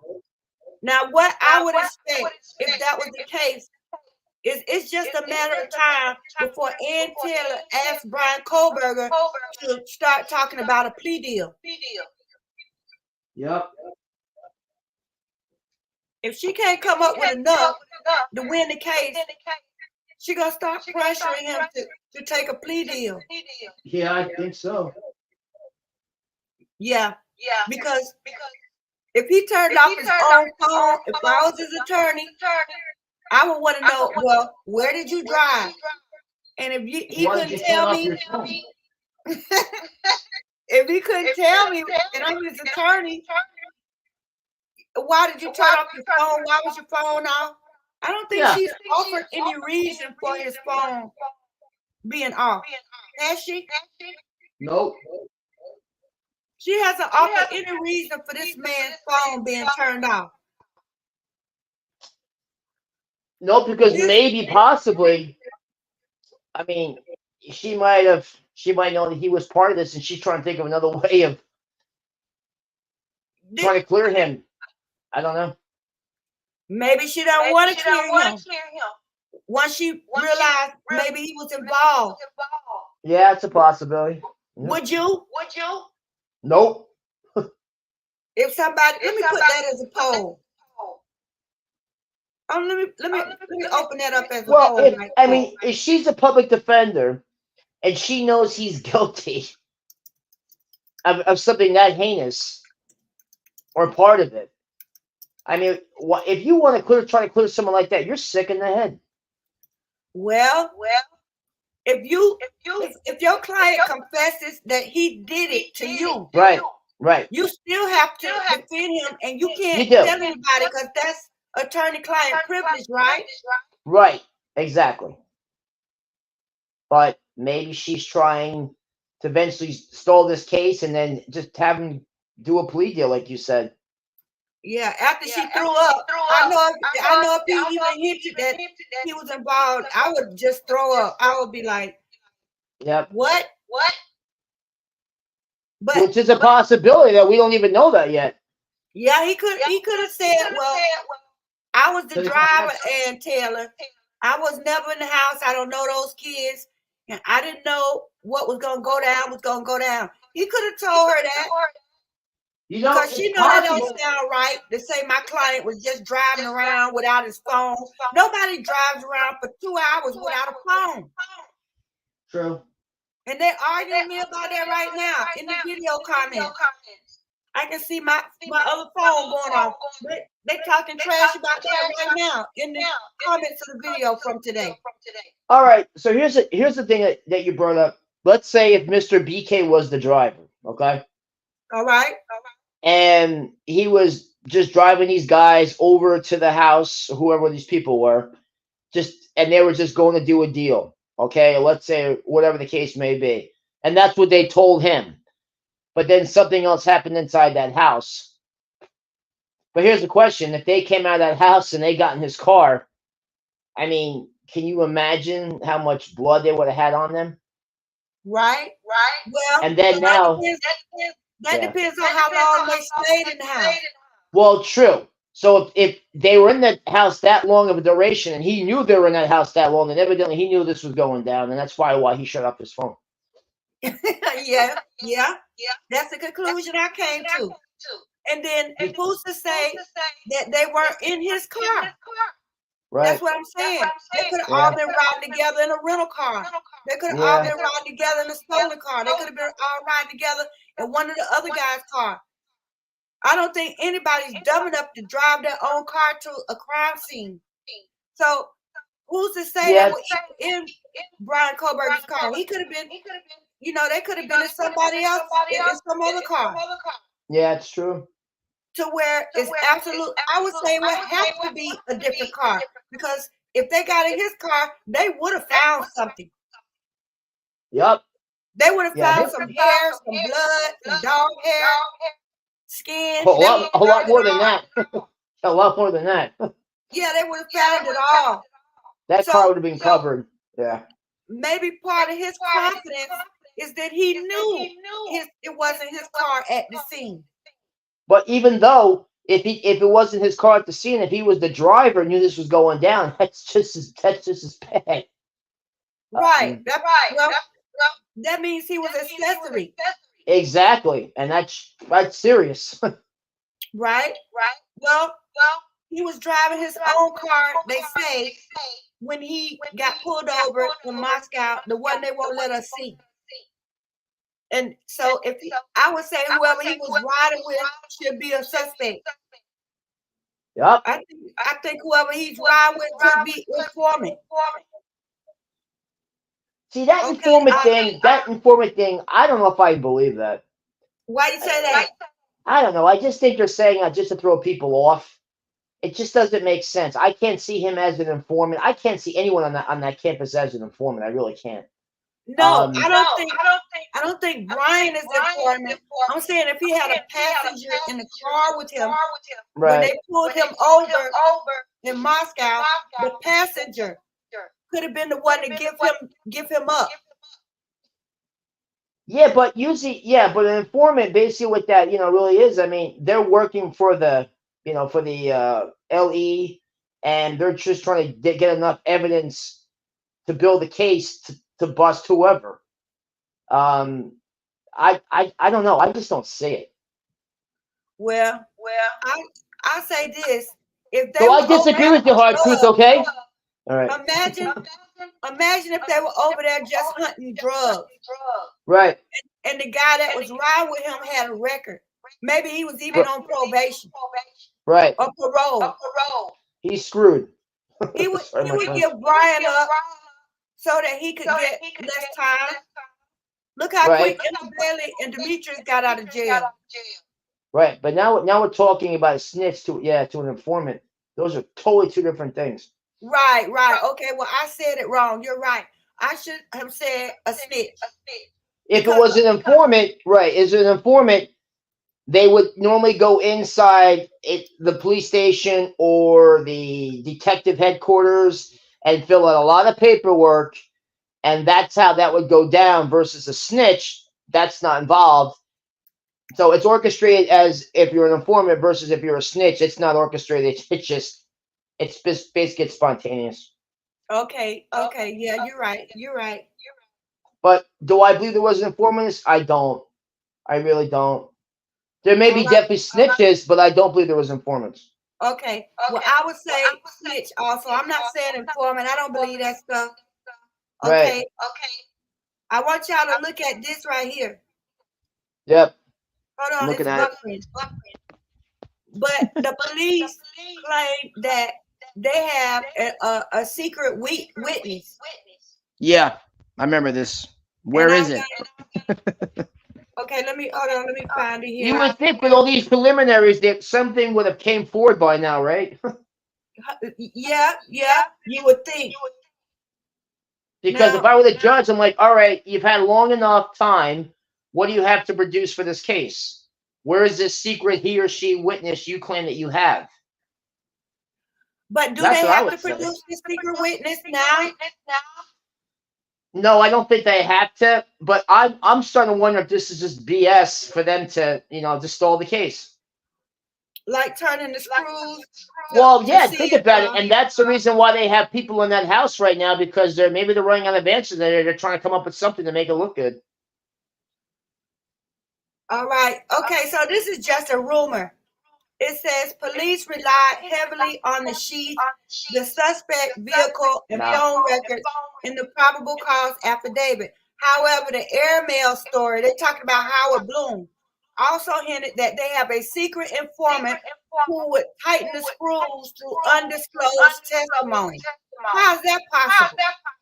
I don't believe it is. And if there anybody that would be an informant to this case, I mean, or that would know something, it would be either Bethany or it would be Dylan. But I don't think they're informants. I just think they, maybe that's what they're referring to in this case. But then again, that was the situation, and that would clear Brian. I don't understand how they can have a secret undisclosed testimony, but if they say they're gonna do it, I believe they're gonna do it, because look how they did the grand jury. This is the most bizarre case I think I've ever heard or come across in my life. Yeah, me too.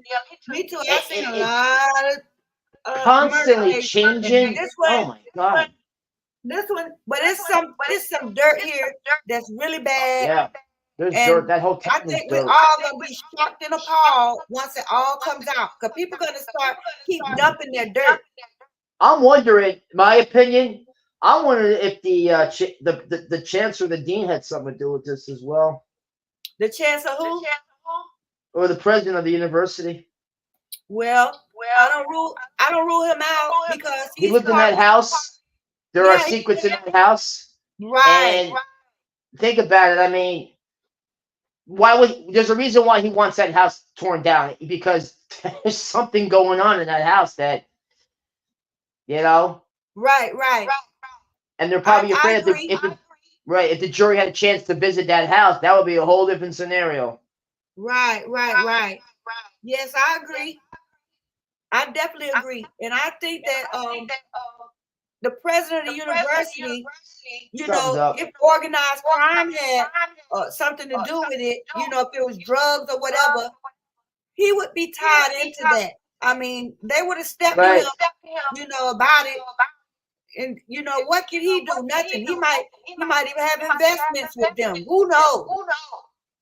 But for him to He's live like- in that house, that's just creepy. Yeah, he's like the ghost to this whole thing, but I don't know. Something about him is just not ringing right either. You know who we haven't heard from? Opie, the lead investigator. The lead Yeah. investigator that claims all this stuff, the one that wrote the PCA. I haven't seen him not one time in public. That is interesting. Yeah, I forgot about that too. I haven't heard him speak not one time on camera. It's always to Even that Rosenthal guy, I haven't heard him speak on camera either. Yeah, and he's definitely suspect to me. He's definitely in the shadows on this one, without a doubt. Yeah. That white truck was seen so many times in that area, and then it's just bizarre. Well, it says here, Jetta from Texas said, if you went to Eden's parents, I'd say BK picked up Eden to go look for dope, but Eden was really running away, lying to BK. Hey, Running away? For what? I'm not sure what you meant by that part, Jetta. But I know that, I don't know, but I mean, I could just, my gut tells me that if there is a link at all between Brian Koberger and 1122 King Road, it's because he was looking for a package. That's the only reason I can think of that he would be anywhere in Moscow except for a business like a grocery store or a restaurant, someplace that he can shop, that he can't shop in Pullman. But to be in a neighborhood or, you know, anywhere like that, he hadn't been in Washington that long to really know anybody. And he had a full schedule. For him to be out that time of night in another city, to me, he was looking to buy the store. But they swear that he's just never touched a piece of dope since high school. Let everybody else tell it. I still think this all has to do with whoever knew about, didn't want it in the house, and they decided to flush it, and it was a huge amount, and word got back, and you know, because everybody was there, they were all responsible for it. So, I mean, I'm trying to be as discreet as possible, but you know, that's usually how that would work. Okay, here's what from Terry Sloop said. Ann Taylor could easily get the DNA dismissed for the 20 picograms of DNA, less than the accepted minimum of 200 picograms. Her not even trying is suspect. This is what we're talking about. It seems like Ann Taylor has lost a little steam, and to me, I don't know, it could be intentional or maybe she's struggling a little bit, but that grand jury indictment being dismissed, that has played out. As we say, it's played out. They're not throwing anything out. I told you they weren't throwing anything out before they even had those hearings. There's no way this man is not going to trial. Unless There's no somehow way. he confessed to her somehow about something. I don't know. Only way this doesn't go to trial is if Brian Koberger takes a plea deal. And to be honest with you, out the way the vibe is now, I wouldn't have believed it before, but I would believe it now. Yeah. Demon Dog. Terry ever looked into Eden Pass where he was arrested and spent time for jumping his friend with 3 other friends and robbed him and beat him near to death? Well, I didn't know Eden House did all that either. I knew about his drug arrest, but I didn't know he assaulted somebody. I didn't know that either. But you know what's interesting, when they interviewed him about what happened, it was almost like mocking it in a way. Yeah. Did you watch that? Yeah. I did He a was couple like, videos on his body language. When she yeah, asked him about it, he got very uncomfortable. He wanted to sit there and play out the whole time. yep. And he just was like, you could see how he was laughing inside. And then when she asked about the DNA, you know what he said? That doesn't matter.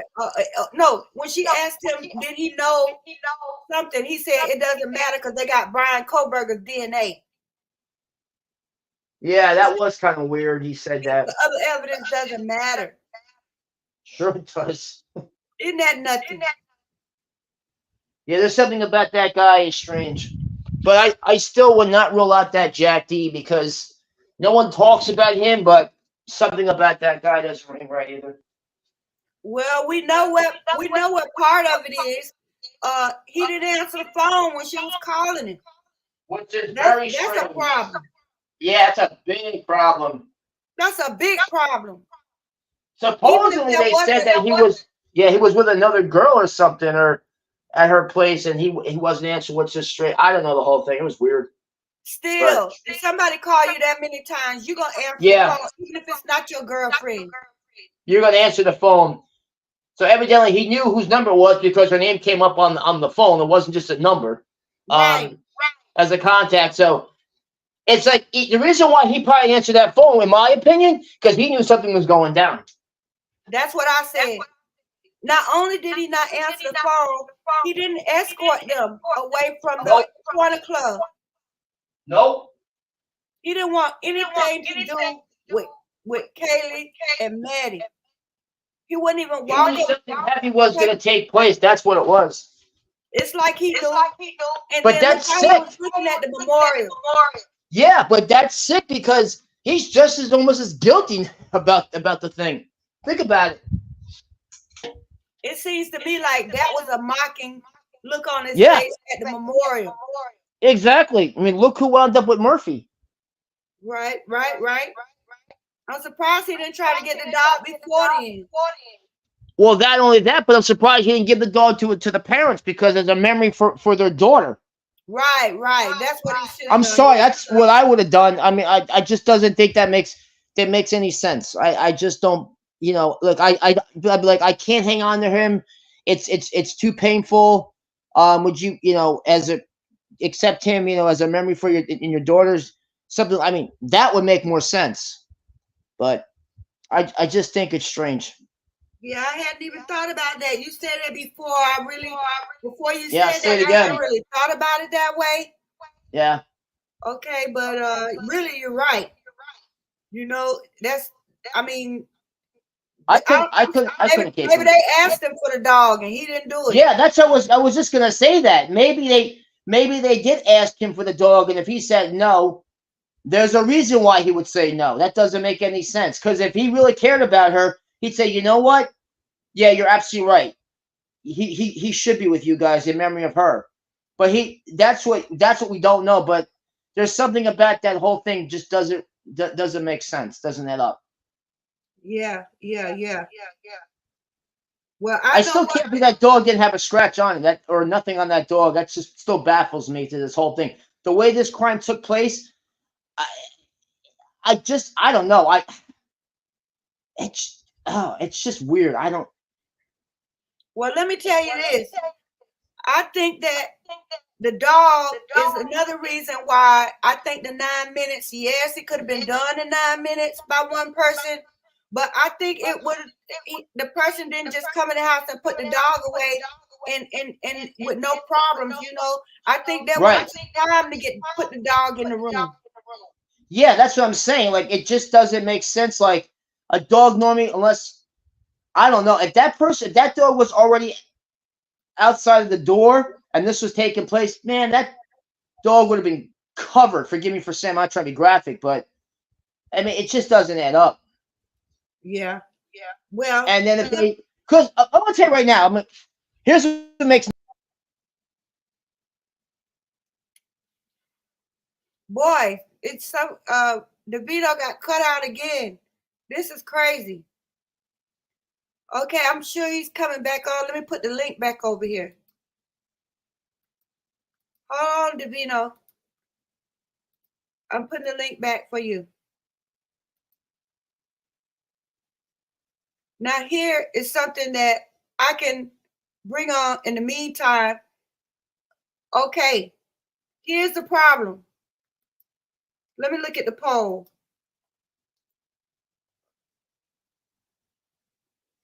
Okay, the majority said, 73% said no, they wouldn't try to clear BK as his attorney if he confessed.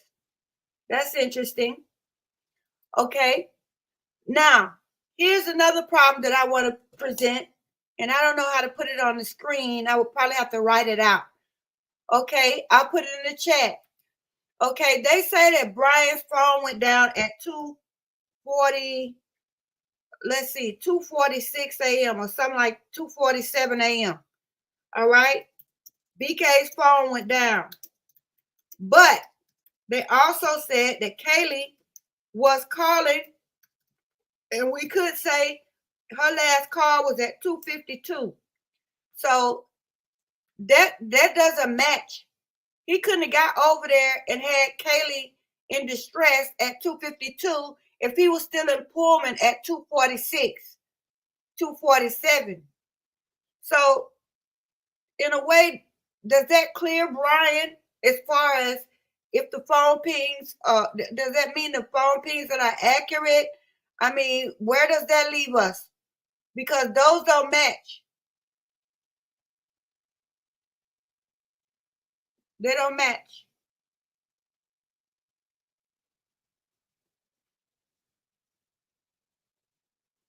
Huh?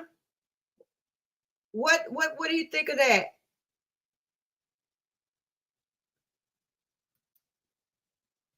Okay. Do y'all think Ena Harsh is fooling us? He's had what, 2 or 3 interviews, laughing and having a good time. Do you think he's fooling us? I think he's evolved somehow. Let me put a poll in for that. I mean, Can you- he's interviewed 2 or 3 times, and they cleared him early Yeah. on. I think that was one of the names that Mr. G was talking about that was cleared way too fast. Let me put it in the chat and see what everybody says. Because he admitted that he knew him. He was over there with wine, he said. He Right. said that himself. Can you hear me okay? Yeah, I can hear you. Okay, I got kicked out by Nancy Grace, so I had to come back in. But what I was going back to what I was saying before, what I was going back to saying about the dog, and real quick, if there was a dog in the house and this was going on, they're not gonna think about putting a dog in the room. You get my drift?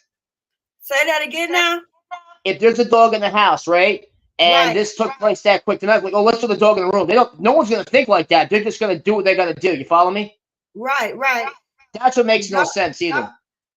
I don't get the dog part. That was one of the first things that threw me off about the case is that whoever, the dog was just conveniently put away. And I look at DM and BF when it comes to that. Because they didn't okay, you say your friends, you heard some distress and you in your room, the dog's not running around. Right. He's not scratching on your door or anything. I mean, when you think, isn't that enough right there for you to say something's wrong here? Yeah, but think about how Dylan said this. She goes, first she said she heard Kaylee upstairs playing with the dog, right? With Murphy. Right.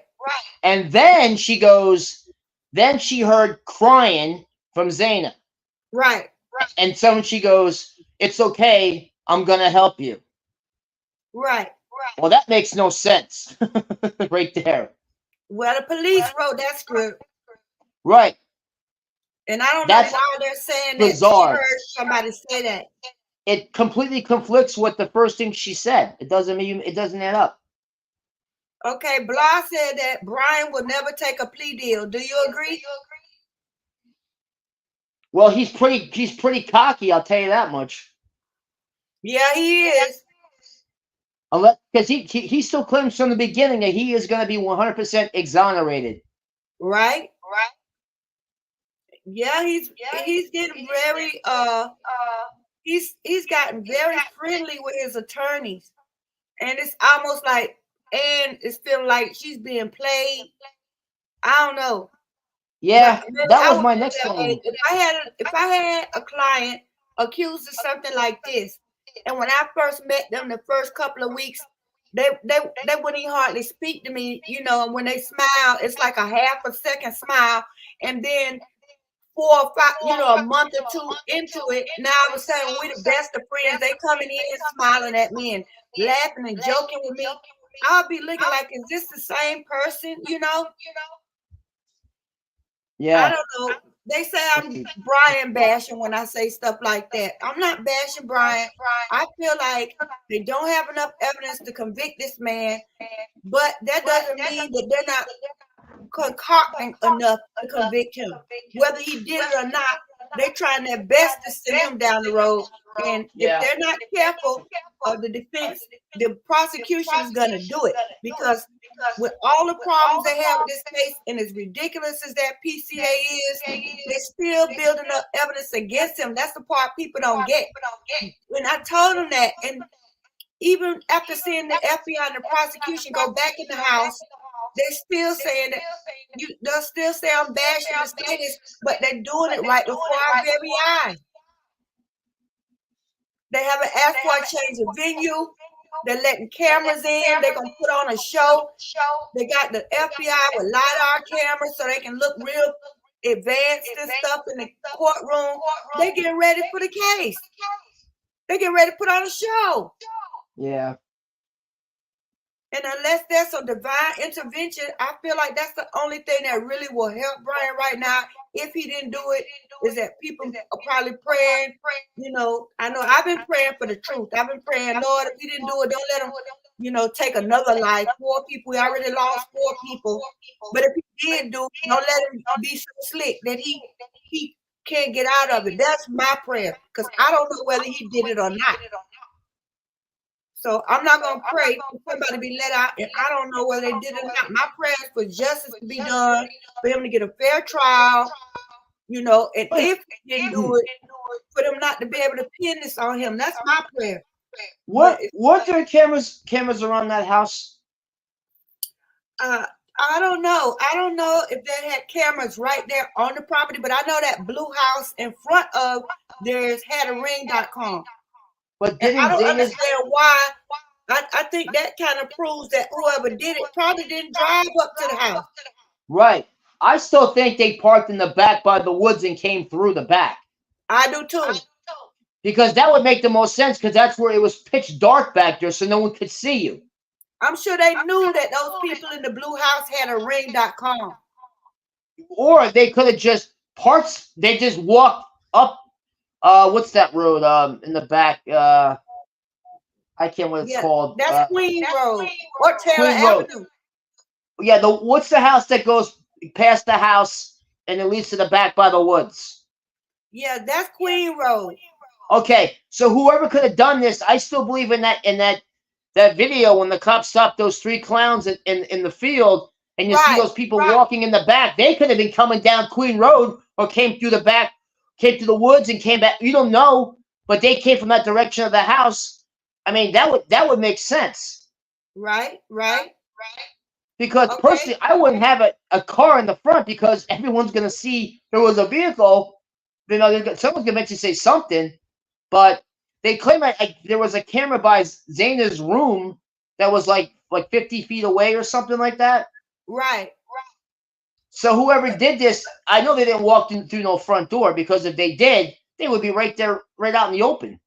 Right. Which you got to be an idiot to do something like that.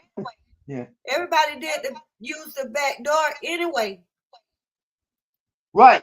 And that one was broken in. They had some kind of a chair by the door. I mean, I'm sorry. Why wouldn't you fix that? Have those things fixed? I mean, why would you let that just doesn't make sense. Well, somebody said there was blood on the back, the balcony on the back. Yeah, on Zana's, right? Yeah, they said it was All that blood in that was a lot of blood in that balcony. They said it was blood on the balcony and the ladder. So the front door, I don't think was an option. I really If don't. there was blood on that ladder, then that ladder was definitely, that might have been the entrance point. Yeah. They could have came up the ladder and gone through her and got into her room that way and they were hiding. All right, this is the question I have for y'all next. Hold on just a second. I'm trying to change my screen. Go ahead. Now, earlier, AF has said something about the DoorDash, Brian being the DoorDash driver. And I was saying he couldn't have been the DoorDash driver because you have to have a phone to drive the DoorDash. You can't deliver without the app on your phone. And Yeah, so you can't turn your since phone off. Yeah, since this guy his phone was not on, he couldn't have been the dasher. But another problem we have with that same DoorDash is that Xana's father said that he talked to Xana. She was eating pizza, and then you could see pizza boxes in the dumpster outside the house. So why would the police tell us not only that there's a DoorDash? Why would they tell us that there was DoorDash delivered and that they cleared the DoorDash driver? And knowing that Ethan and Xana had pizza, why would they turn around and have DoorDash an hour later or hour, 2 hours later? That doesn't make sense. I mean, most people don't order DoorDash at 4 o'clock in the morning. Yeah, That's very odd. 3:30. Yeah, and most DoorDash don't want to be delivered at that time in the morning anyway, to tell you the truth. They weren't even open. The Jack in the Box. Exactly. From what I could investigate, that Jack in the Box was not open. So my question is, why would the police tell us this? That's an out and out lie like that. Yeah, there was some video. I remember. I think I told you about this. And there was a lady. She was a DoorDash driver, and she got a call. It was about that. And then the guy called her on the phone when she left the house. She goes, "Why are you leaving? You need to make that delivery." And she got freaked out. She called her boss, and he told her to leave. Yeah. The guy got all ticked off. That's kind of strange. But after that, nothing else came about from that. Now, I feel like the DoorDash was a lie. It is. And I think maybe the kids were telling them that, or somebody told them that and they believed it, but they don't have any evidence at all of Xana ordering DoorDash. Correct. And DoorDash only puts your name on the receipt. They don't write your name on the bag. They don't. No. And if you look in that picture and when you see that on the counter, that cup or whatever it was, that looked old. That didn't look new. Right. And another thing, you remember when JLR went over to Moscow, no, to Pullman, and was trying to talk to the people that worked at the Jack in the Box? They wouldn't say a word. Yeah, I know. They wouldn't say a word. They never verified that there was a driver. I heard 2 or 3 different stories after that. They were scared. Yeah, I would be too. Yep. Okay. Now hold on. I don't know why I keep changing to the wrong screen. All right. And then we also talked about the Venmo payments. Okay, let me share here. This Ethan had those that night, remember? Yeah. Do y'all remember? They were massive payments. In the live yesterday, where this lady had 330 on the Venmo, and this is about the time that the crimes probably happened. But wasn't like a $30 payment? I bet Ethan paid someone $30 or something. Or yeah, this is Jack and Molly Katovich. She paid. Molly paid Liz on November the 12th that afternoon, but they're saying that on her Venmo she put the words 3:30 a.m., which was about the time of the murder. That's weird. Yeah, that's crazy. It almost seems like she was leaving a clue. Yeah, yeah. 3:30. I mean, that's right in the middle of Think it. about it. It's like foreshadowing. It is. And how would she know? Exactly. That if she knew, everybody knew. Right. She couldn't probably spell it out, but she had at least something that would kind of like lead them hopefully in that direction. Right. All right. And then here's Ab talking about the cleanup. You were saying that it was really hard to clean blood from a crime scene. And we saw a few pictures of that in one of the videos. I feel like this. If the door was hanging open until 8:30, whoever did it, they had plenty of time to clean up, take a shower, whatever. Because after the crimes were committed, we don't know how long they stayed in the house. Yeah, really don't. and the reason I'm wondering why it's because the door was open is to get all this to get that smell out. Right. That was my thing, and that's exactly So- what I had in the video. To But really who would- do Who would do that? DM and BL. right. So they knew. So why? Here's the big question. Here's the big question. If Brian Kohlberger is the perpetrator, why would Bethany and DM do stuff to cover for Brian Kohlberger? Why would they be saying these things, to cover for him? I mean, to me, that's covering for him. If you airing out the house and clean it up, you covering for the people who did it. I just don't believe that they cleaned this up because when the police got there, they wouldn't even let the EMT there because they said the scene was beyond they'd never seen it like in their life. Okay, now I'm a little confused. So when No one cleaned this up. What that day when the cops finally got over to the house was like around 11:58 or something, whatever the case may be, and they got in there because there's supposedly this unconscious person. When the EMT showed up, they wouldn't even let them in there right. because the scene was that bad. So how the heck could they clean that place up? Okay, I guess what I'm trying to say is, or trying to ask is, when you look at the crime scene pictures, there's no blood on the front or the back door or the There's no foyer. blood anywhere. There's no blood. The only thing that they really show, you see maybe if that's blood above the doorway, possibly in the kitchen a little bit. But from what they're describing the scene, it just doesn't add up from the pictures that they're showing. That's what I'm saying. There's no blood in the foyer or on the front door. There's no blood on the sliding glass door. There's How nothing. do these people do this? And they had to stop and wash their hands or take some gloves off or do something, and all that takes time, which they didn't have. So what's going on?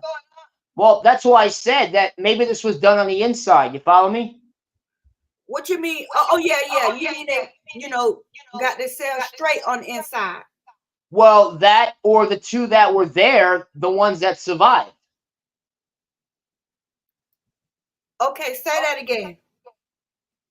The two that survived, maybe this was done on the inside. Oh, And- okay. I mean, Right. it's a possibility because It is. think about it. Yeah.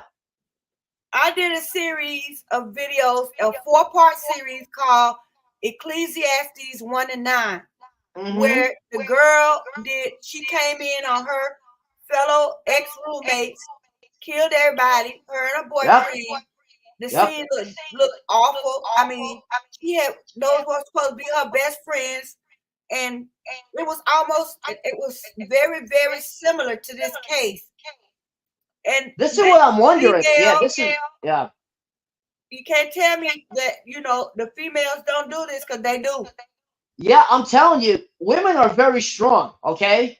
And you get like what's her name, D, in that picture, that look will just pierces right through her soul. Right. If that isn't a sign of being vindictive, I don't know what is, but I wouldn't put anything past these girls because if there's no prints leading from inside the house to outside the house, I mean, usually it's usually an inside job Right.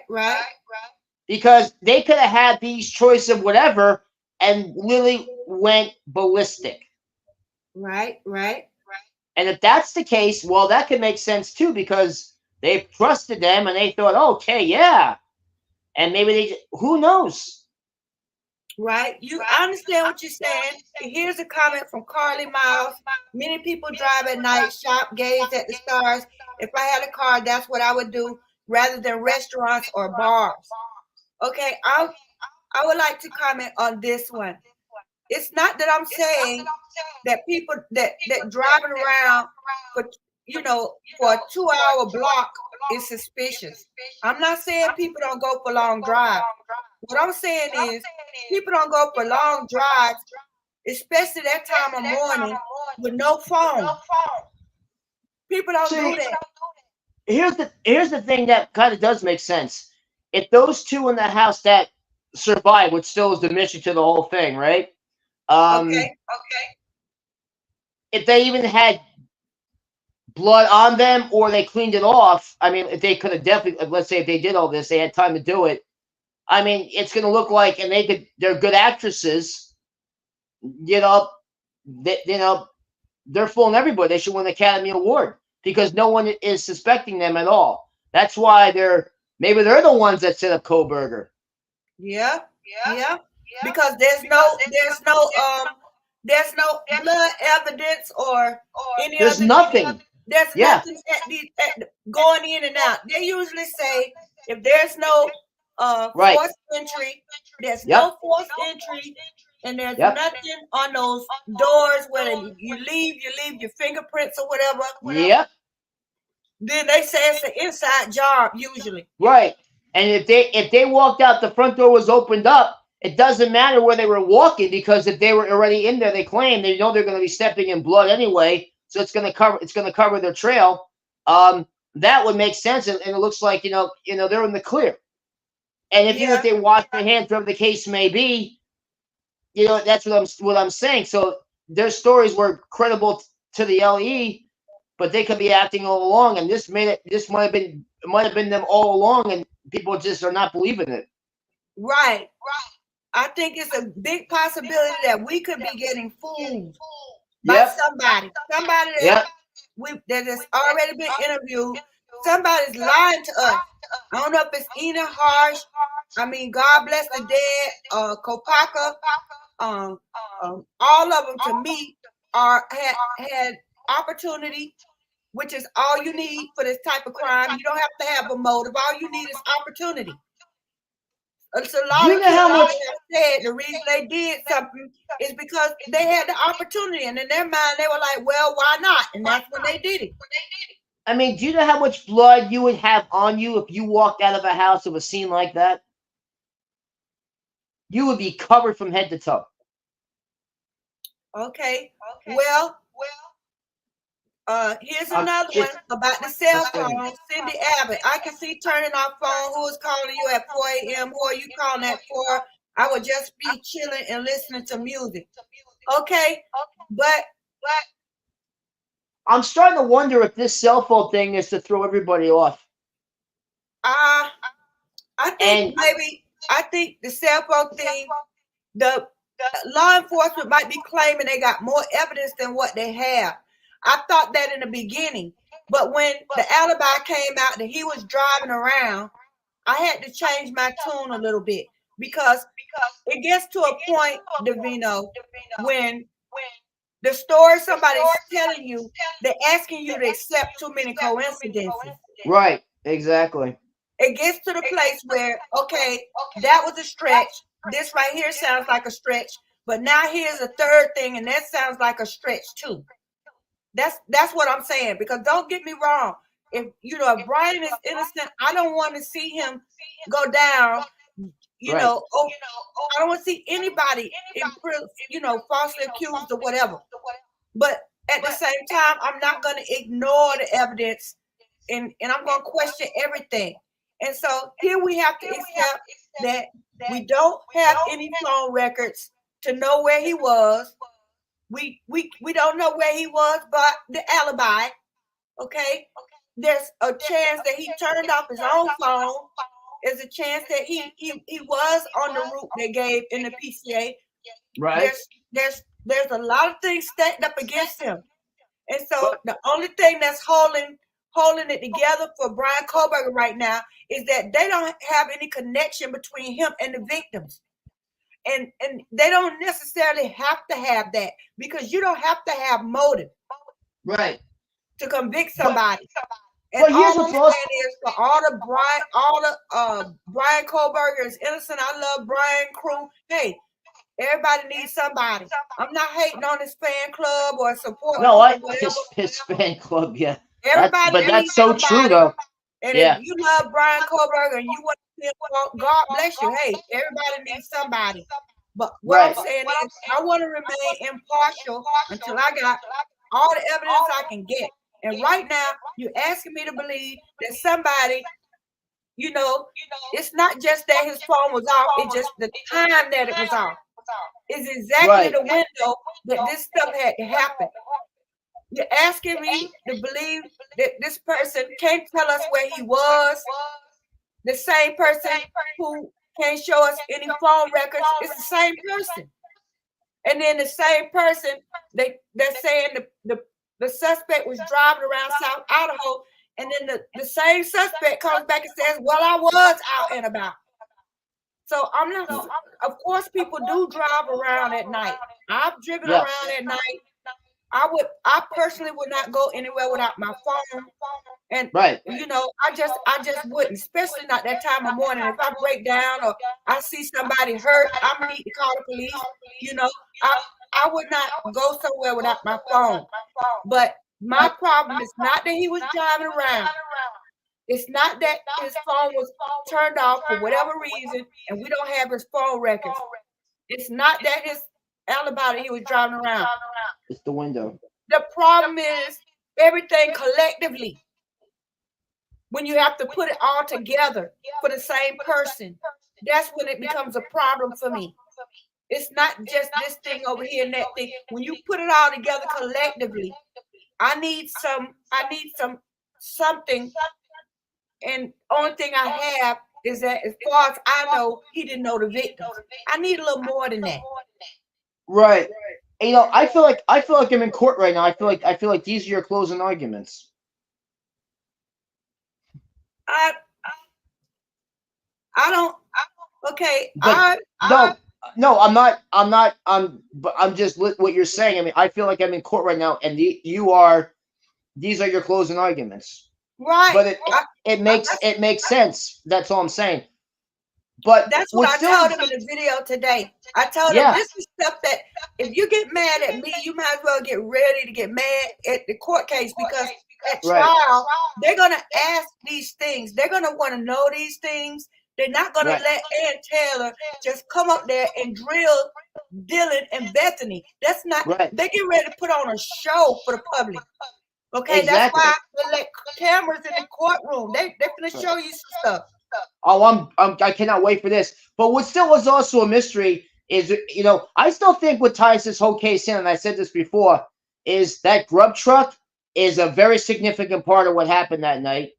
And also prior to that, when I guess Jack S. was walking Maddie and walking Kay to the grub truck, he said, they're going to get you for this. Who is they? Right. That's the mystery.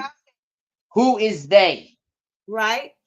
Because from the time being, if you watch all that bizarre behavior at the grub truck on video, she's acting really strange. She's constantly texting on her phone.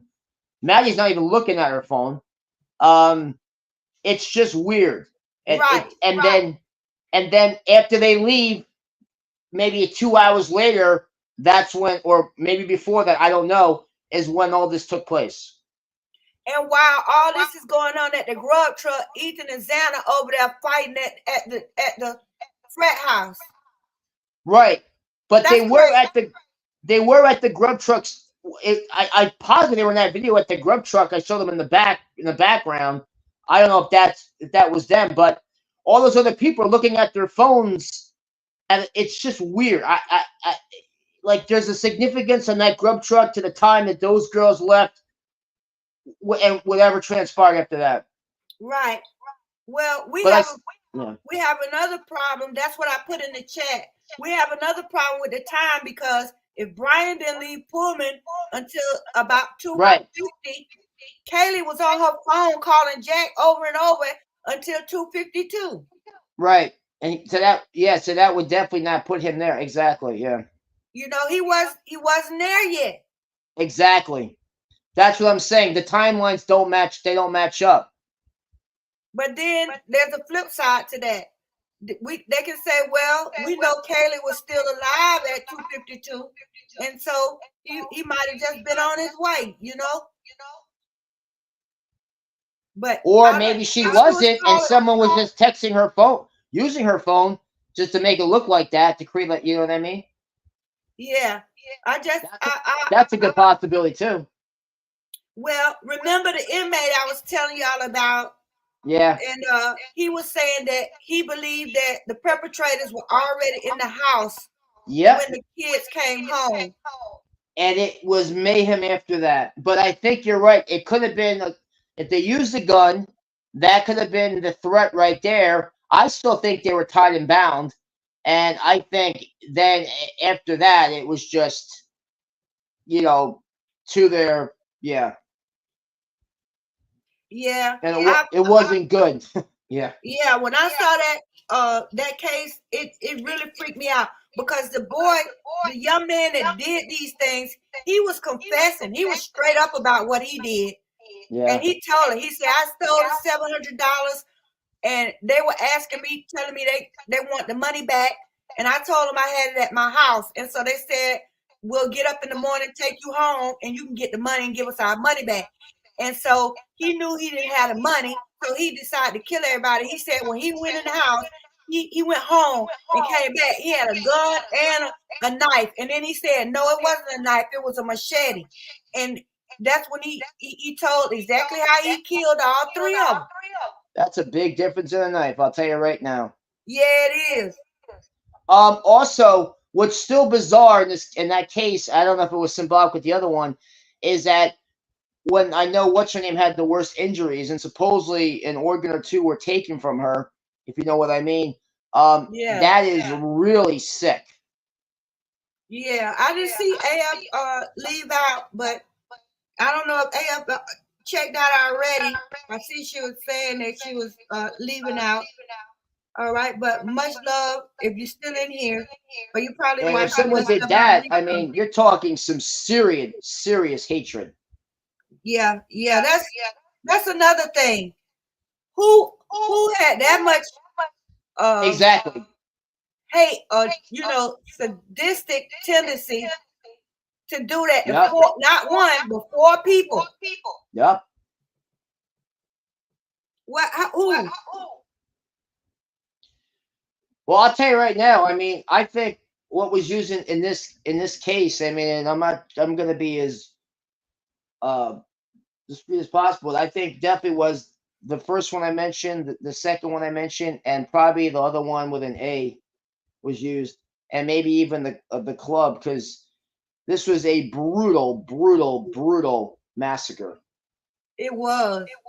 And I think people don't really understand. Forget about a knife, but there wasn't no knife in this. There was just it was a machete.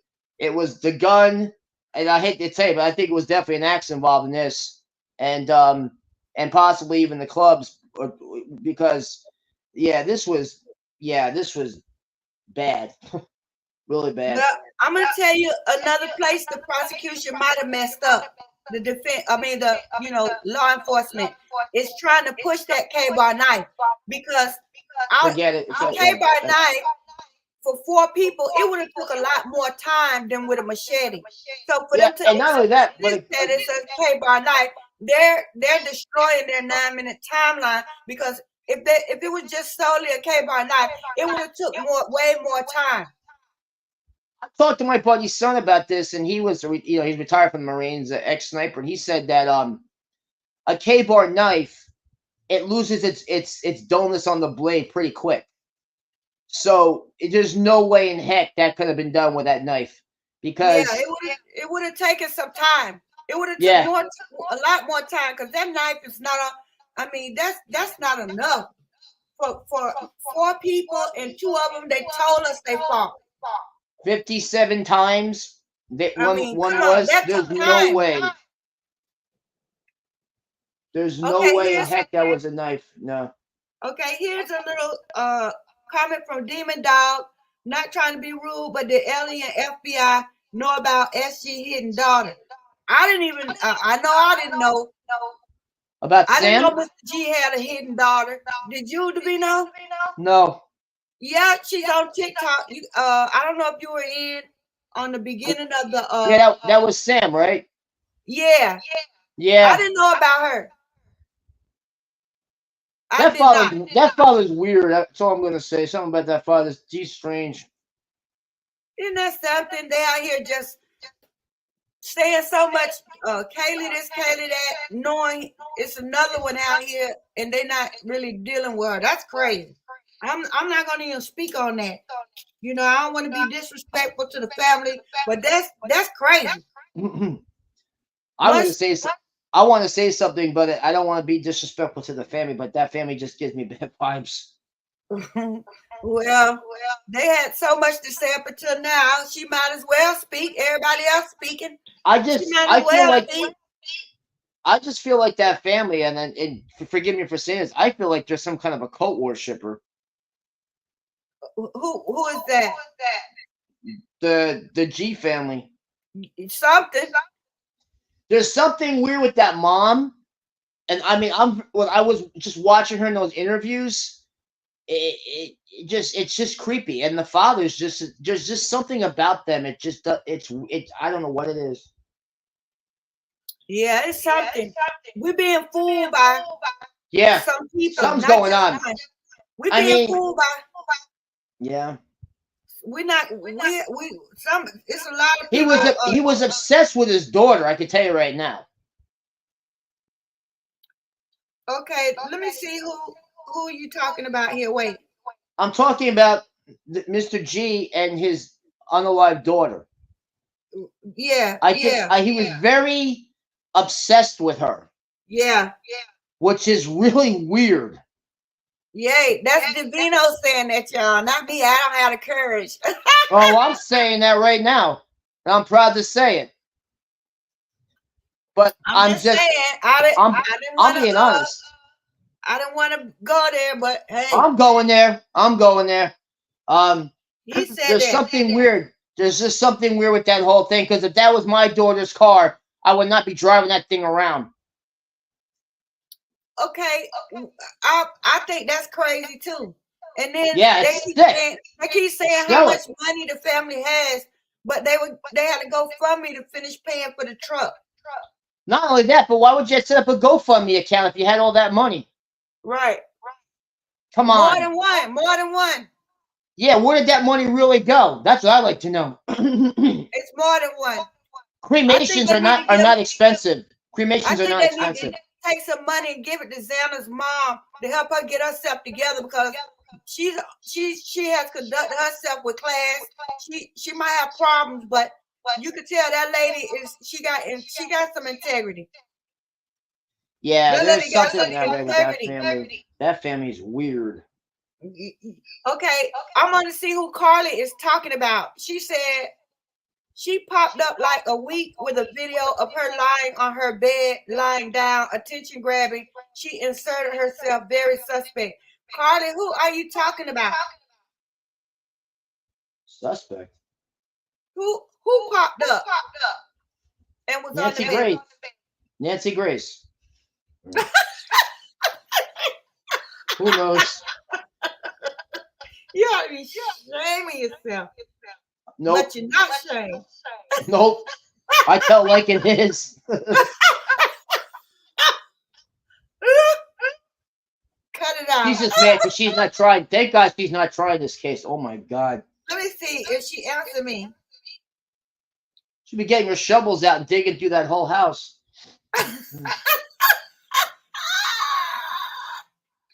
She actually was working you got him below the belt, Davino. Yeah, and I'll keep going below the belt. Yeah. Blah said SG doesn't want no dog. He doesn't even want his daughter. What do you mean? Oh, Whoa, wait a minute. You're talking about Sam? yeah. Why? She was Blah was saying he doesn't want Murphy the dog because he doesn't even want his daughter. Well, you know what? That's really that's wow. That's It's real. interesting. That's on the real, huh? You know, You went long and hard on that one, Blah. rich people, if they have money, rich people are really weird. I mean, they've got some really bizarre behavior. Yeah.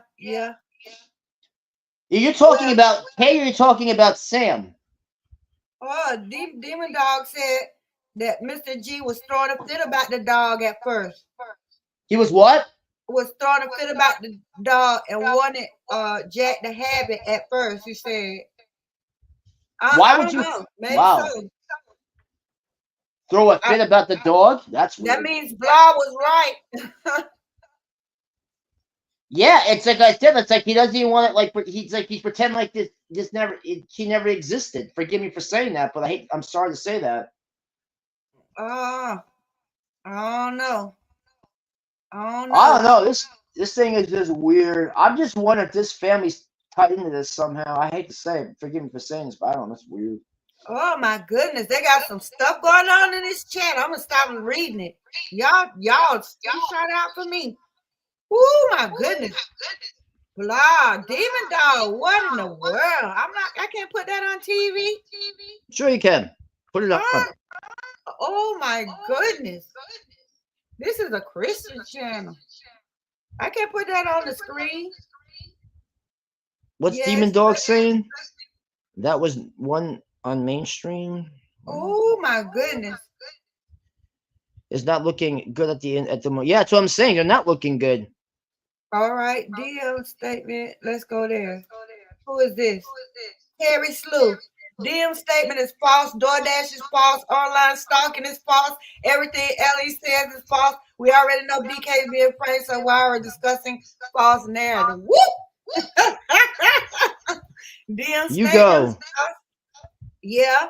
Well, you might need to add to that list, Terry. You might need to add some of what BK is telling us to that list.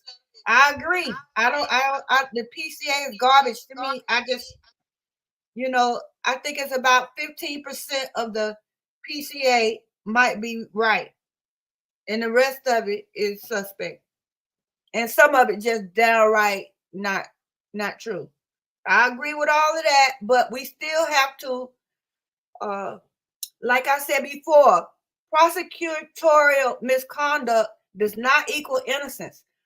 The prosecution could be doing everything dirty. They could have broken 15 laws trying to convict Brian. But that does not mean Brian is innocent. That just means that their methods, they're not giving him due process. But that doesn't exonerate him just because the police are doing things in a way that's corrupt. Because if you ask me, they always do stuff the way however they want to. I mean, especially in places like Chicago or New York, they do whatever they want to do. So I don't believe the narrative either, but I'm not sure I know what the right one is either, Terry. I'm trying to figure it out. I'm still struggling with that. I'm still struggling. Okay, I got you back, Davino. Yeah, this is the work of like they said, the Wicked Witch of the West is the work. This is the work of Nancy Grace. I don't care what anybody says. It's the truth. You got one Striga in here. I'll tell you, one nasty Striga. Okay, I think we're struggling to see who knew each other, but the bottom line is we still don't know how Brian became a suspect. We still don't know. That's crazy. We still don't know how this man became a suspect. The only thing I can think of is the secret informant. Let's see this one here, where Howard Bloom was talking about they have a secret informant who's gonna tighten the screws to undisclosed.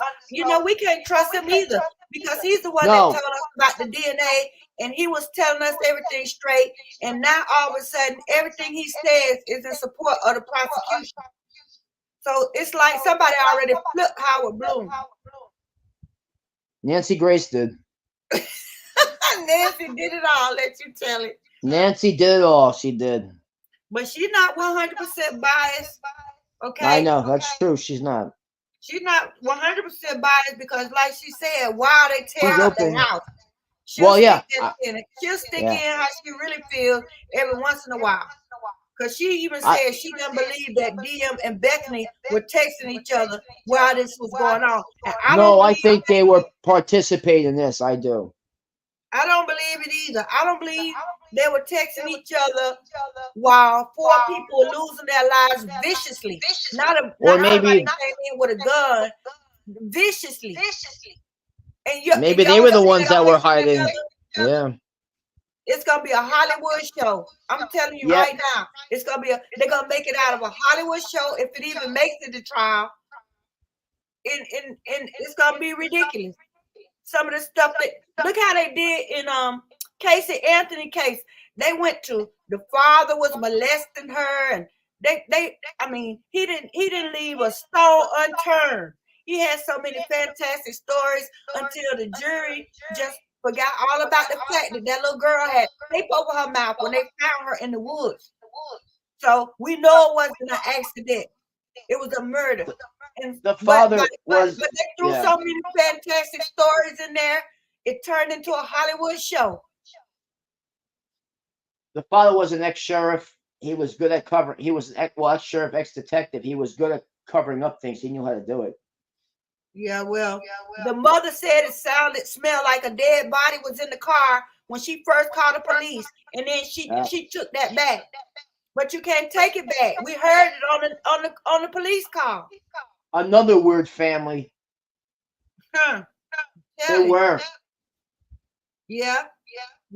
I wonder if the father killed her, and what I'm wondering is, I do believe that she was definitely.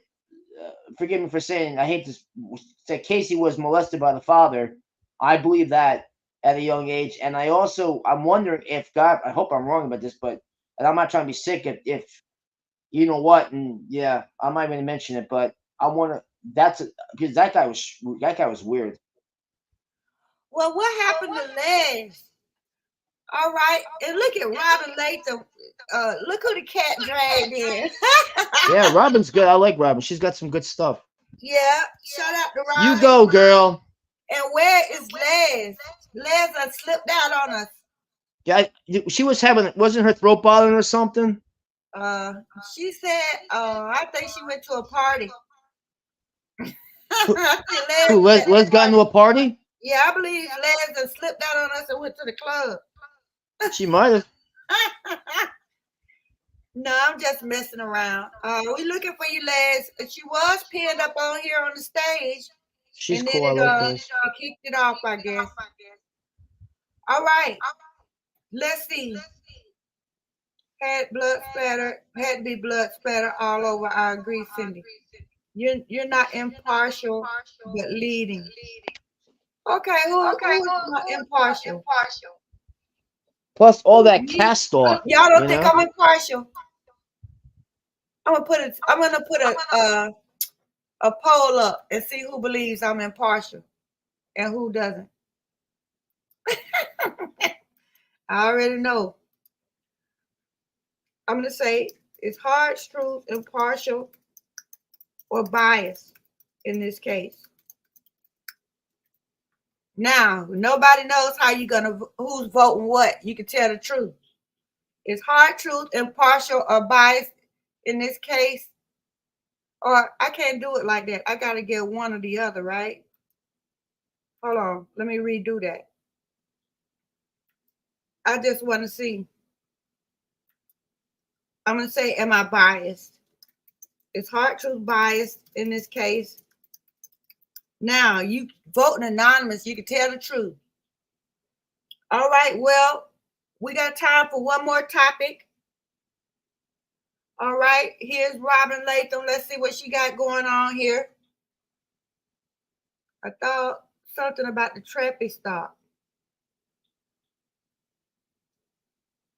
I thought I saw something about the traffic stop.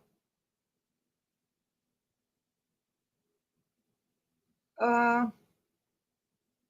don't know. Maybe it'll come back up. I missed a lot of comments, but that's all right. Okay, let's go with this one. Okay, the comment is, boy, StreamYard giving me a hard time tonight. I'm gonna have to email them or call them and let them know this was rough. This was really rough. And then you notice the echo is gone now. That's crazy.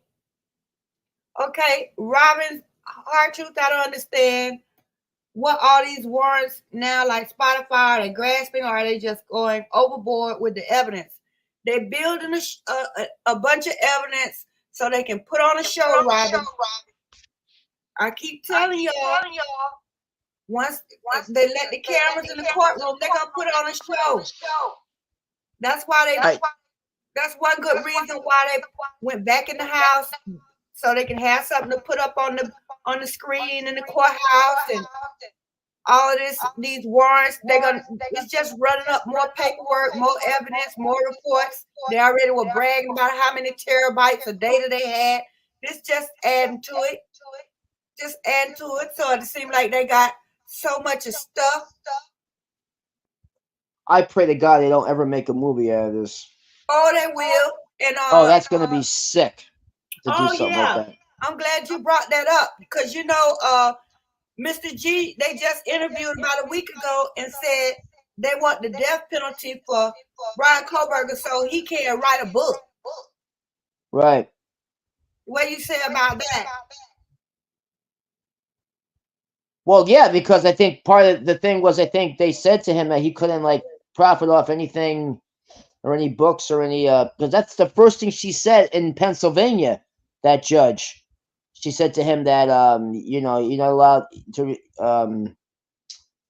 any money that was sent to you or what did she say? Something about a book as far as I can't remember the whole thing because that was in Pennsylvania now. That was way back. It was last year. But it's something where he wasn't allowed to accept any money or something like that, or I forget what it was. And then she was firm about that too up front. Yeah, but they can't stop him from writing a book. This is a capitalistic society. Well, yeah, but I mean, if he's found innocent, yeah, but if he's guilty, I mean, if he wrote it, then again, he has to get it out of there to a publisher. How is he going to do that? Well, they can't stop. I don't feel like they can. Even Mr. G was like, "There's no law against him writing a book or whatever." But that's strange. Why would he say that? The reason why he brought up the book is because wouldn't he get proceeds from the book if he wrote one? But I think that's what the judge said, and the female judge in Pennsylvania, something about that, where he would not be allowed to accept that or any money from or any if there was a movie or something like that. You have to go back to that early preliminary. Yeah, look for that because I know it's something about that, and I'm gonna look for that because they can't stop him from writing a book. I don't think so. BTK, that's what they were saying. They were saying BTK wrote a book and BTK is writing papers for other inmates. And Mr. G said, and I don't want Bryan to be able to do that. That's his reason for the death penalty. That don't make any sense. No, and the reason for the death penalty is a life for a life. Yeah. It don't have nothing about a book. Books and money. What do you mean he's writing papers for inmates? What do you mean by that? He said, Mr. G said in the interview, BTK is writing papers. He understands that he's writing papers for the inmates and helping them with something, blah, blah, blah. Huh. He said in the interview, and he was like, I don't want anything like that for this guy here. Well, how would he know that in the first place? I don't know. They tried to act like they didn't even know his name. because that's on the inside. So he must know something. Okay, now they said half of the chat said I'm biased and half of them say I'm not. But my opinion changes every day. Yep. My opinion changes every time I get some more information, and every time I wake up and have an epiphany and say, hey, you know what? Just like these phone pings. I woke up and something was like, check and see on the PCA when his phone went down. And I was like, hey, this guy had his phone with him, because when they said he was riding down Stadium Way, and then that's when they lost his signal. So I'm like, he took his phone with him. I didn't write that. You know, I'm not making it up. This is what's in the evidence. So that affected me. I was like, you know, where? First of all, who rides around for 2 hours without their phone? I would say that about anybody. So I'm sorry if y'all feel like that's suspect for me to say stuff like that. But this is the Hard Truth channel, not the Brian Kohlberger channel. He's not running nothing here. If he didn't do it, God bless him. If he did it, God have mercy on him. But he don't have control of my channel. If I feel like something is out of the way of somebody that's innocent, I'm gonna call it out quick. And then if I feel like they're scamming him, just like I just made 2 videos on them going in the house. I don't feel like they should be doing that. And I don't feel like they should be able to come back and say they found more evidence on this man just because they went in there with those LiDAR or whatever and nobody's checking them. So I'm reporting on both ends of the fence. If I find something that's suspect on the prosecution side, I call it out. But if I see some suspect on the defense side, I'm going to call it out, because Brian Kohlberger does not run Hard Truth channel. It's the same thing. It's the same thing about the trial. If there's going to be a trial, everyone's going to be at times be impartial, and they're going to be biased until the final verdict is revealed. Even afterwards. You know, if he didn't do it, God bless him. I feel like the truth will come out. The truth is the light. I believe the truth always comes out, and the Lord hates a false witness. And so if DM and Bethany are not telling the truth, it's not going to succeed. Yeah, I don't believe them one bit. It's not going to get the job done. Yeah, they're definitely. But if he was involved in any way, whether he did it or whether he was a driver or whether he knew about it, helped plan it, if he was involved in any way, he's gonna have to answer for that. And so I just want the truth. I want the truth. Whoever did this to these kids, I want to see justice. And right now, and why? As much as I have to say that if I was a juror right now, no matter how I feel about Brian Kohlberger, I could not vote him guilty. Not because I know out of a shadow of a doubt that he didn't do it, but because I have reasonable doubt. And having reasonable doubt and believing somebody is innocent is 2 totally different things. Right.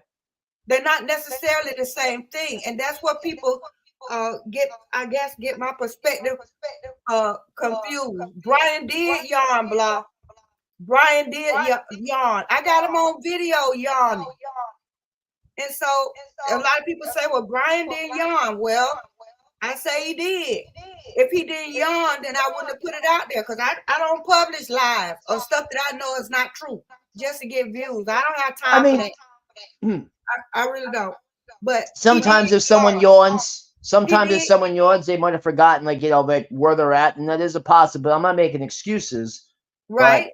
That could happen. I mean, But he did yawn. He did. He yawned, but he might have been like, "Oh wow, I mean," and to him it wasn't a big deal, and to some other people they might have taken offense to that. So it could go either way. It wasn't even subtle. He put his fingers up to his mouth first, and then he yawned.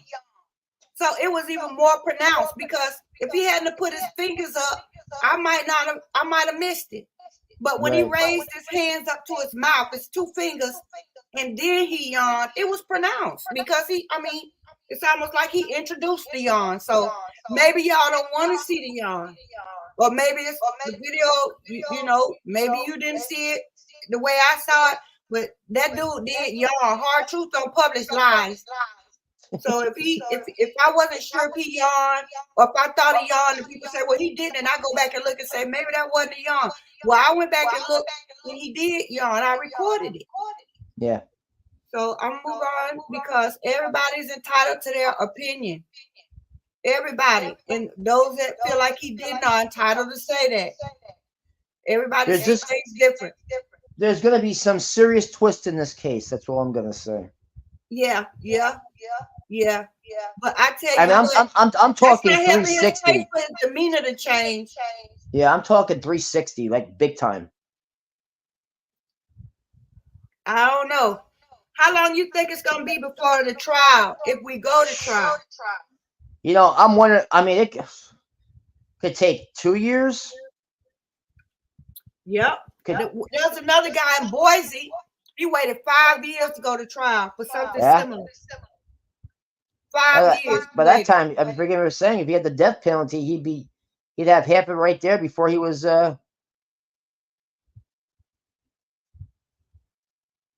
Yeah. Okay. Now, Terry, you should know me better than that. It's impossible for me to switch from prosecution to defense because I was never on either side. Never on either side. I'm in the Everything, middle. Yeah. all my first 100 videos was proving all the prosecution lies. Yep.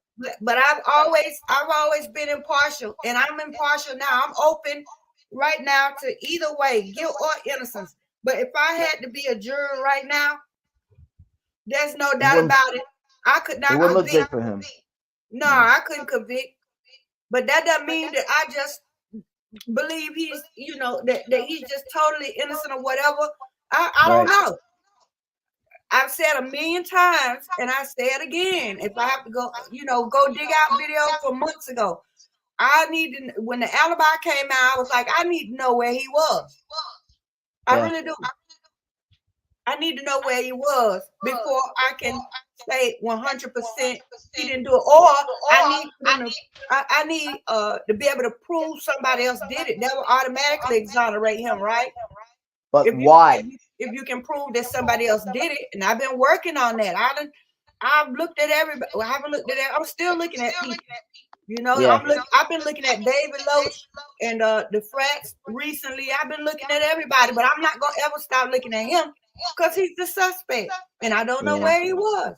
Now, if people want to say I switched, hey, nothing I can say. People say a lot of things about me, and that's not gonna change. Okay, I just want to know what the motive was and what they or whoever had to gain from this. Well, like I said, you don't have to have a motive. I have heard plenty of criminals that kill somebody, including the one that did the co-ed killer. I forget his name. The one that had cut the girl's head off. He was saying that, hey, the opportunity was there. You don't even have to have a motive. Some of these serial killers, mass murders, they don't need a motive. All they need is opportunity. And then when the devil says, go over there and kill that person, they just say, why not?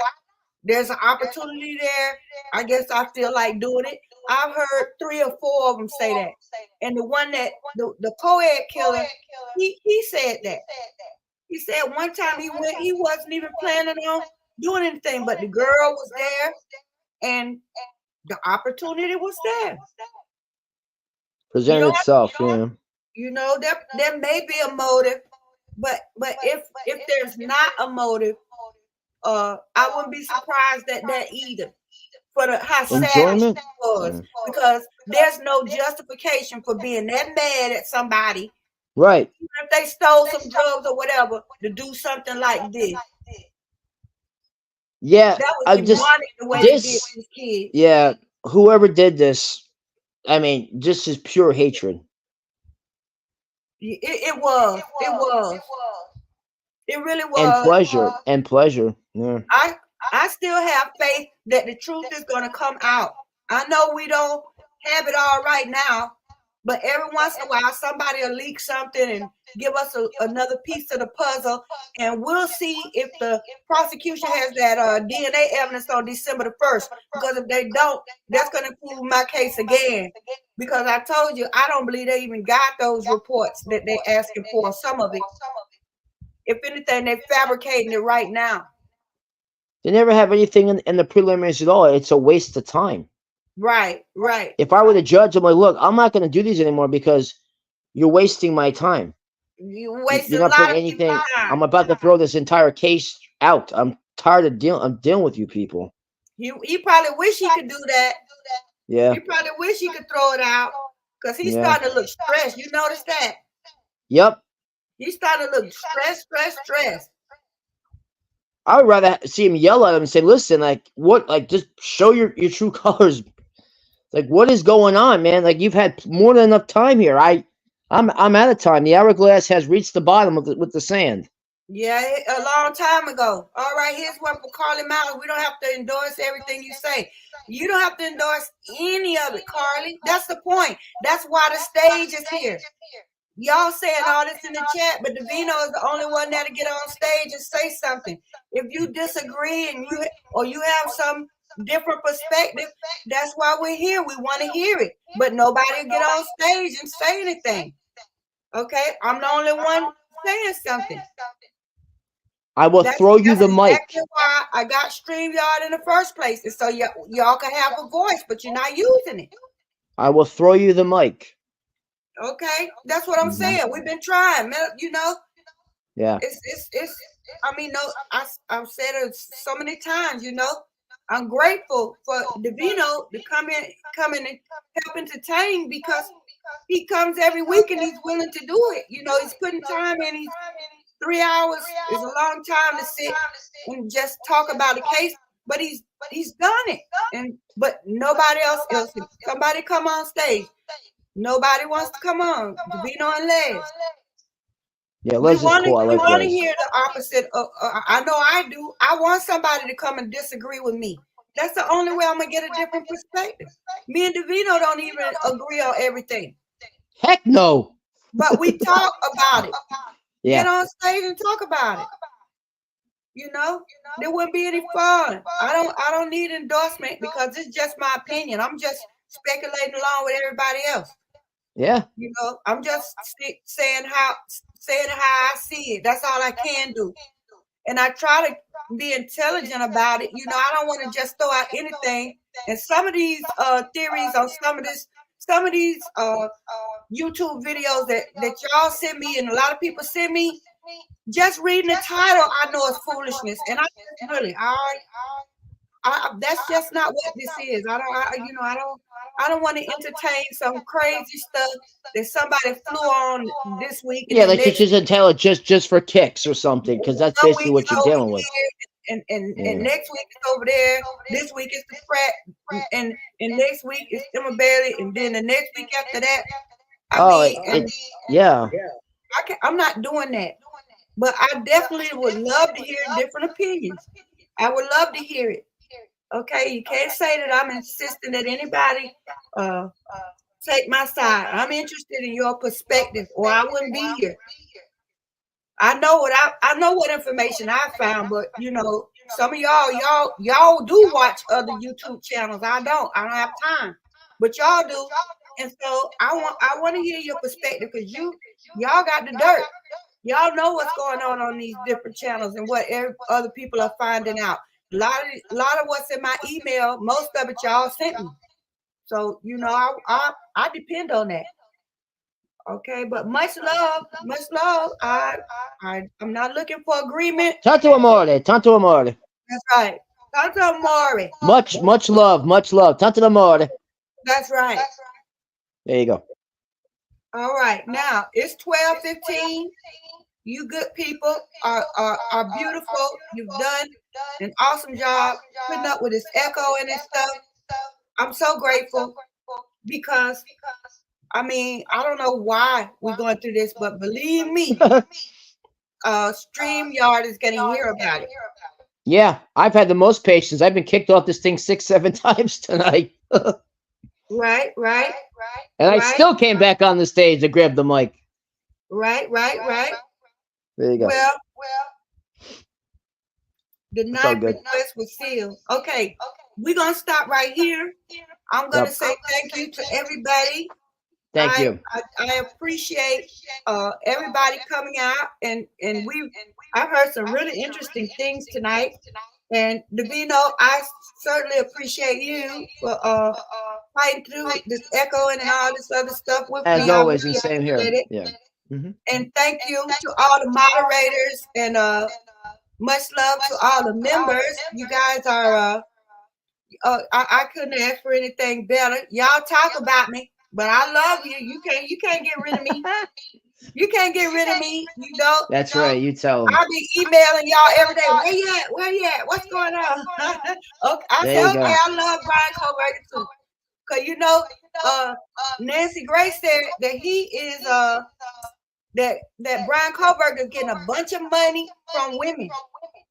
Yeah, I believe that. Yeah. That's what so he got a Maybe got, that's where those suits are coming from.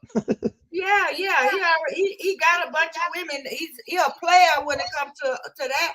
He got that suit on, and, Yeah. and he got a lot of people that like him. So Yeah, it's weird because women are just attracted or fascinated by these guys. I don't know why, but they just are.